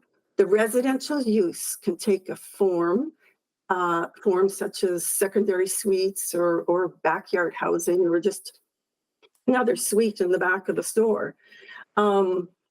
So I would just like to add, so that's the letter that was sent by Stoney District. So I was part of the conversation in April before we gave the, in March, before we gave the feedback to administration. And at first, some people said, yeah, we need it large enough so they can convert the whole building because, it'd be nice to extend the commercial in our neighborhood. And so people are saying, yeah. And then someone piped up and said, well, why not just apply for a commercial zone so it's more transparent, and on the maps, it actually says commercial, so that if someone is looking for a space, they will look at the commercial zoned spaces, and that could be a good option for them. So even those who really had some buildings in mind in their community that could be converted to 100% commercial, they said, yes, this is what should be done. If the objective is to enlarge the existing commercial area, then just have people apply for a rezoning. That makes sense. It clarifies it for everybody. And if what you're trying to do, and I understand what I think you're trying to do is increase mixed use in neighborhoods, then please don't do this. Don't make it easy to change residential to 100% commercial, because you are eliminating the residential mixed use possibilities that make sense right next to a commercial area. I'd just like to add a personal note, since I was recruited at the last minute. to do this. My husband and I lived in Vancouver in Kitsilano many years ago, and we lived in a tiny suite above a small corner store on a quiet residential street. It was the most affordable space we could find and the most convenient. And interestingly enough, I went back and looked at the zoning rules for Vancouver, and they still have the regulation, which only allows 110 square meters for commercial in their residential zone, for grocery stores in particular. And that's what they were focusing on, the creation of little grocery stores.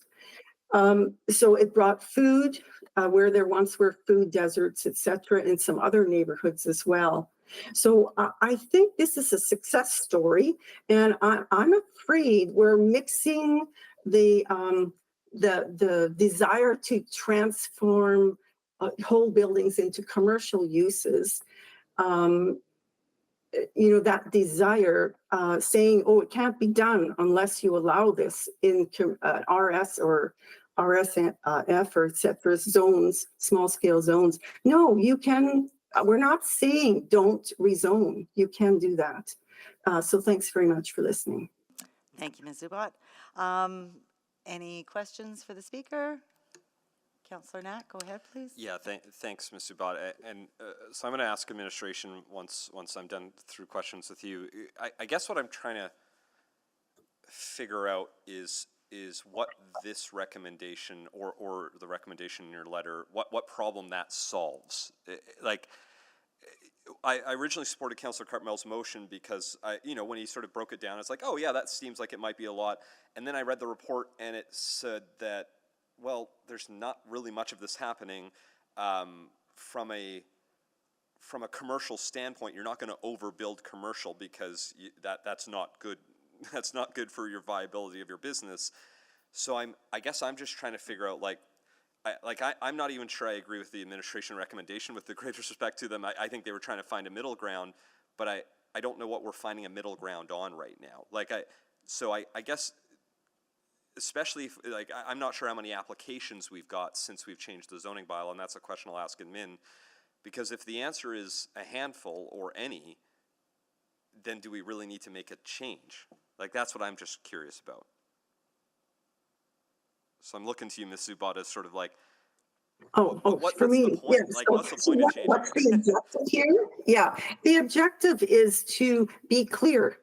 Are we trying to attract mixed use, or are we trying to attract commercial?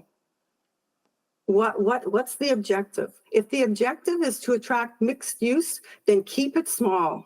Keep it approximately 100, maybe 110 square meters.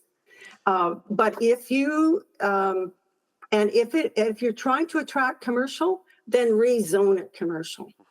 I think you're undermining your own objectives of the city with this proposal to allow whole residential sites to be 100% commercial. Aren't we sending confusing messages to prospective buyers, developers, the community? It just boggles my mind. I don't really understand the rationale for this. We're not trying to put roadblocks to commercial development, quite the opposite. I think this could be a roadblock to commercial development, to continue having it residential and say, but we would want commercial here. Okay. I don't know what your plan is. What's the reason? I don't understand it. It doesn't seem to achieve anything to me other than the fact if someone wants to have commercial, they don't have to notify the community. They don't have to, they can do whatever they want. Maybe tomorrow they can go back to residential. Nobody needs to know what's happening with that property. Oh, I see. Okay. So, I get where you're coming from that on. Okay. Okay. Those are, I have a lot of questions for Mitch, but thank you. Yeah, I appreciate it. Thank you, Councillor Knack. Ms. Zubat, I'm just wondering, you mentioned about Vancouver being maximum of 110. I'm just wondering, I wonder how many rezoning applications they actually receive. Was any of that information? Like, so they might have that standard of 110. Yeah, you mean how many applications they get for rezoning a residential property to commercial? Over that 110 square meters, yeah. No, you mean, would they be asking for a variance on that sizing? I don't know. I really don't. Okay. But all I know is when we lived there, I was getting many years ago, there were lots of small shops and they seemed to thrive. And the reason why they thrived was that there was residential with it, just like in Park Allen. A lot of at a time where the little strips of neighborhoods were dying, in Park Allen they were thriving, and that's because there's always been the option of having residential above and commercial below. So a lot of people would rent out the whole space, right, the above and below, and people would live above and run their commercial below. And we've had a lot of innovations, a lot of new business, a lot of new startups. And I see how successful it wasn't in Kitsilano. And I see how successful that model is in Park Allen. And they're small spaces, but that's what makes them affordable. And that's why they attract startups. Okay, and I think I heard your other concern was that it was going to the whole block was going to then become commercial. Like every house on the block was going to convert. Is that another concern? That's really, that wasn't the primary concern that I heard from, but it could be the concern in other areas outside of Scona District. Yeah. Okay, well, that's all the questions I had. And Councillor Rice has questions for the speaker. Is that right? Yes. Okay, go ahead. I have a very, very quick question, but thank you very much and for your speaking. So I get the sense from you and what's objective we want to achieve here, because when I read the report last night, I would ask the same question to myself as well. And so, but my question to you is, I would like to know, and from residents' perspective, and do you feel like that if we make this change, from residents' perspective, we would like to see the more mixed use in the neighborhoods, or we would like to just to say the commercial zone or commercial development should be on this certain area. So what specifically, and then from your perspective, you would like to see a city move to that direction?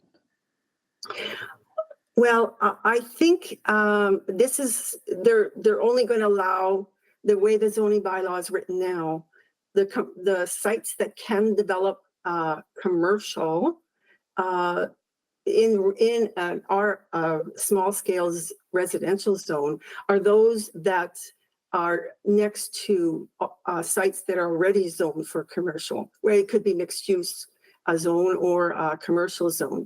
So basically what we saw when we looked at that is that, well, that kind of makes sense because it's a transition between basically almost 100% commercial to 100% residential. And then you have this one building or so next to it that's mixed use.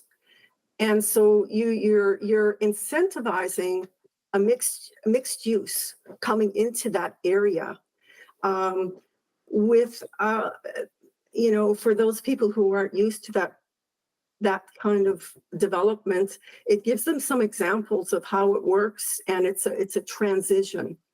We see it kind of as a transition opportunity. That's how we saw it until we saw, until we looked at the 300 square meters and we thought, well, that's not mixed use. That's just 100% conversion.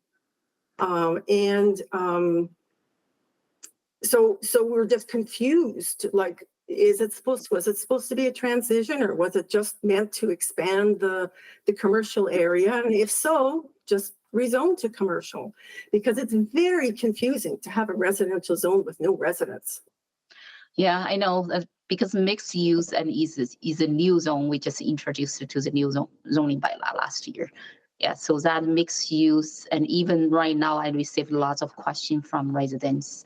What does specific mixed use zone looks like and how that impact our residential area? So I received that type of question as well. But thank you. So we need some more examples of that, of what that would look like, I think, before people could wrap their heads around it. I've lived in other, when we lived in Europe, we lived in a mixed use area. When we lived in Vancouver, we lived in mixed use area. There's a lot of attractions to it, but that you need a lot of regulations for it as well. It needs to be well regulated to make it successful. So I was hoping we'd have some opportunities here to experiment with that and make it easy for people to do mixed use.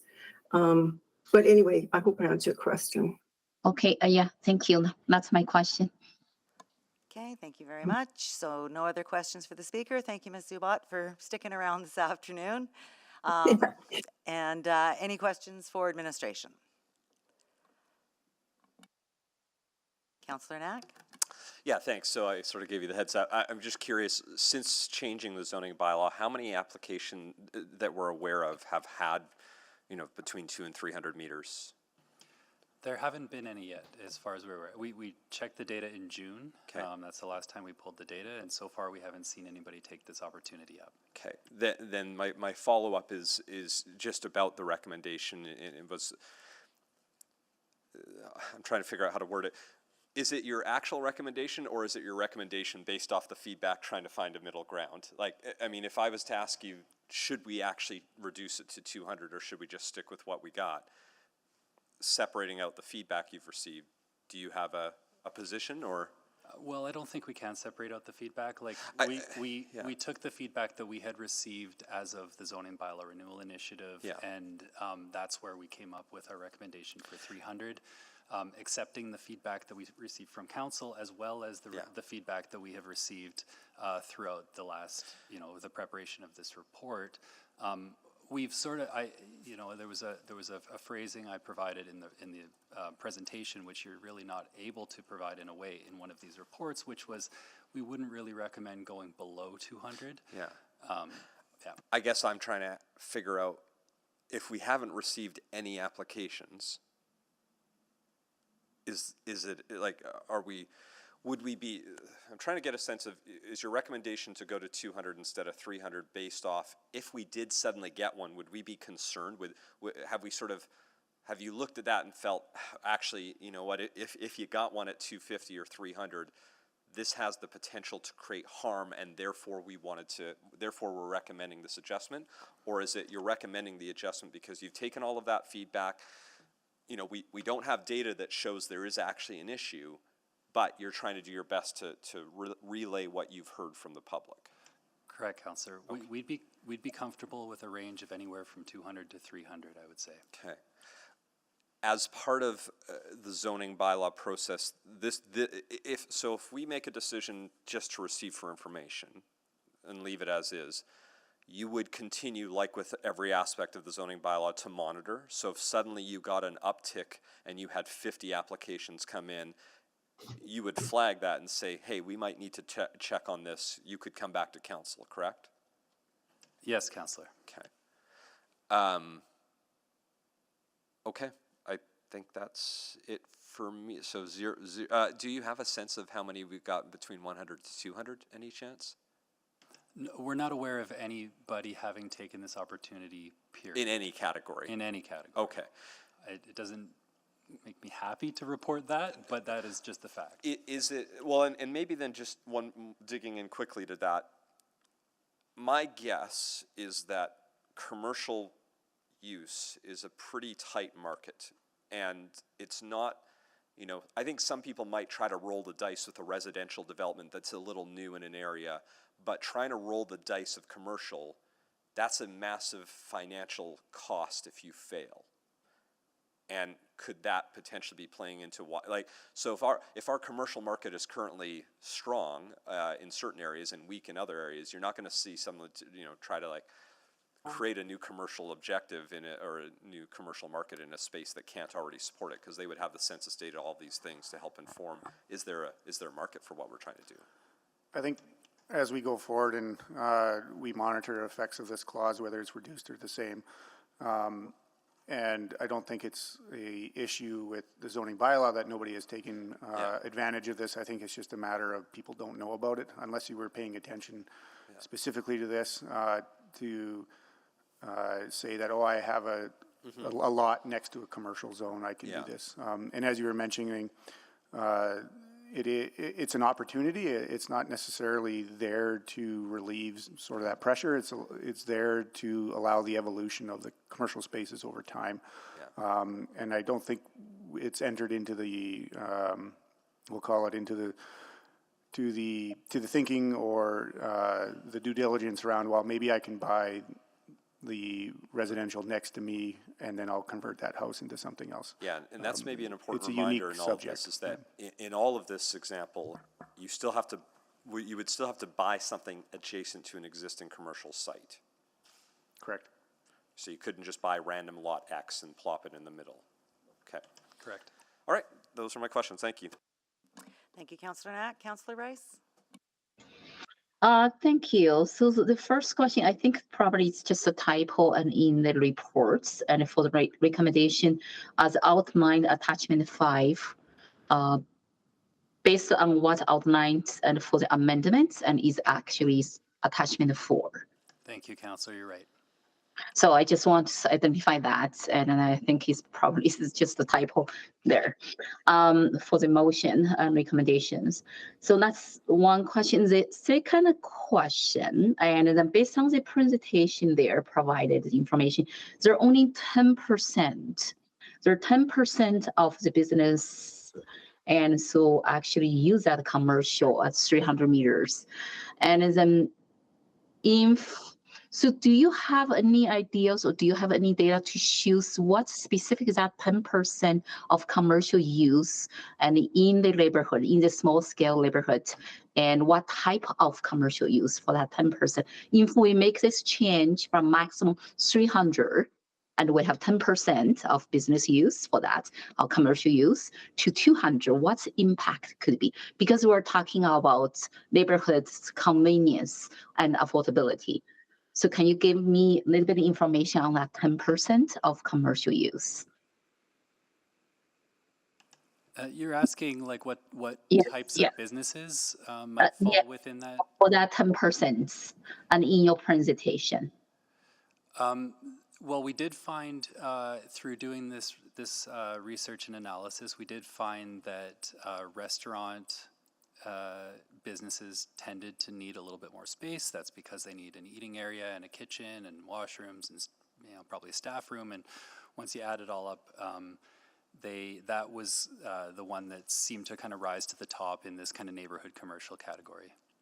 So if that is the case from convenience perspective, and then we're talking about 50 minutes communities, and for people who live in the neighborhood, and to go to the restaurant or to go to certain business use, and with this change, it will be impacted, right? Because of this change, that means for the certain restaurant, for other type of business use who need a 300 square meters, and it will be impacted. So is that possible? So I heard my colleague mention this earlier, and then we don't need, if we do not make change, because this is maximum number, and people does not, like developer may not use maximum number, they may use like 200 or 100. And if we did not make change, what impact could be? Well, if we do not make a change, essentially it's allowing more opportunity for a greater range of not just business types, but business configurations. So you could, to use that previous example, you could have a restaurant that falls under 200 square meters, but some restaurants, given their business model, may not see that as viable. They may feel that they need 230 square meters, for example, to make a go at it, just to get enough tables. So or for instance, offices, a professional office, if you've got a legal office where you might have a certain number of partners and you need a certain number of private meeting spaces and maybe a boardroom, and once you add those things together to make your legal practice work, you might need more than 200 square meters. You might, any reduction in the number generally would just, it wouldn't say that there's no opportunity. It would just mean that the opportunity is a little bit more restricted. And also create additional administrative work, right? If they need more than 200 square meters, they have to do spatial application. Yes, they would need to apply for a variance application, for example, or to, if they didn't want to or didn't feel it was appropriate or weren't supported for a variance, they would have to go through the rezoning process potentially. Okay, that's my question. Thank you. Thank you, Councillor Rice. I don't have any questions. I just want to move that the August 13th, 2024 Urban Planning and Economy Report, UPE 02154, be received for information. And as I understand it, by receiving this for information, we'll maintain the maximum square footage at 300 square meters, correct? Correct. Yeah, okay, thank you. That's all I have. Any questions? Speak to it, Councillor Knack. Yeah, just very briefly. Thank you for coming up with a potential option. I understand. I have a better understanding as to sort of why you recommended what you did. Being that what I've just heard is that we have had a grand total of 0 applications in the city since the zoning bylaw changed on January 1st. I'm not sure we have a problem at this point that needs solving. So recognizing that administration will continue to monitor, and if they suddenly notice a large uptake and they have concerns, happy to have them come back to us. But I keep coming back to the point that since we are talking about properties that would already be adjacent to commercial, I don't foresee this being a major shift. And even if you had a property of that size, if it's adjacent to commercial, I think that's actually probably where I'd be okay with having a little bit larger of a space anyways. So at the moment, I don't think there's any problem we have here. In fact, I would argue the only problem is we haven't seen any applications, but that's not the fault of anyone here. It's the fault that I think the commercial market's just harder to crack in. You're not going to put something in if you then take a chance like that. So thanks for everyone for being willing to chat about this. I know Councillor Cartmel, I think, originally made the motion. I want to thank him for doing it. I think it was good that we had this. Now that I have the data, this is a perfect example that I thought I would have changed it when I first voted for his motion after the zoning bylaw, and now with the data, I think we're good as we are. So that's it. I'll support this. Thank you. Yes, now we are making an informed decision, so I appreciate that. And that's all I will say in closing. Please vote.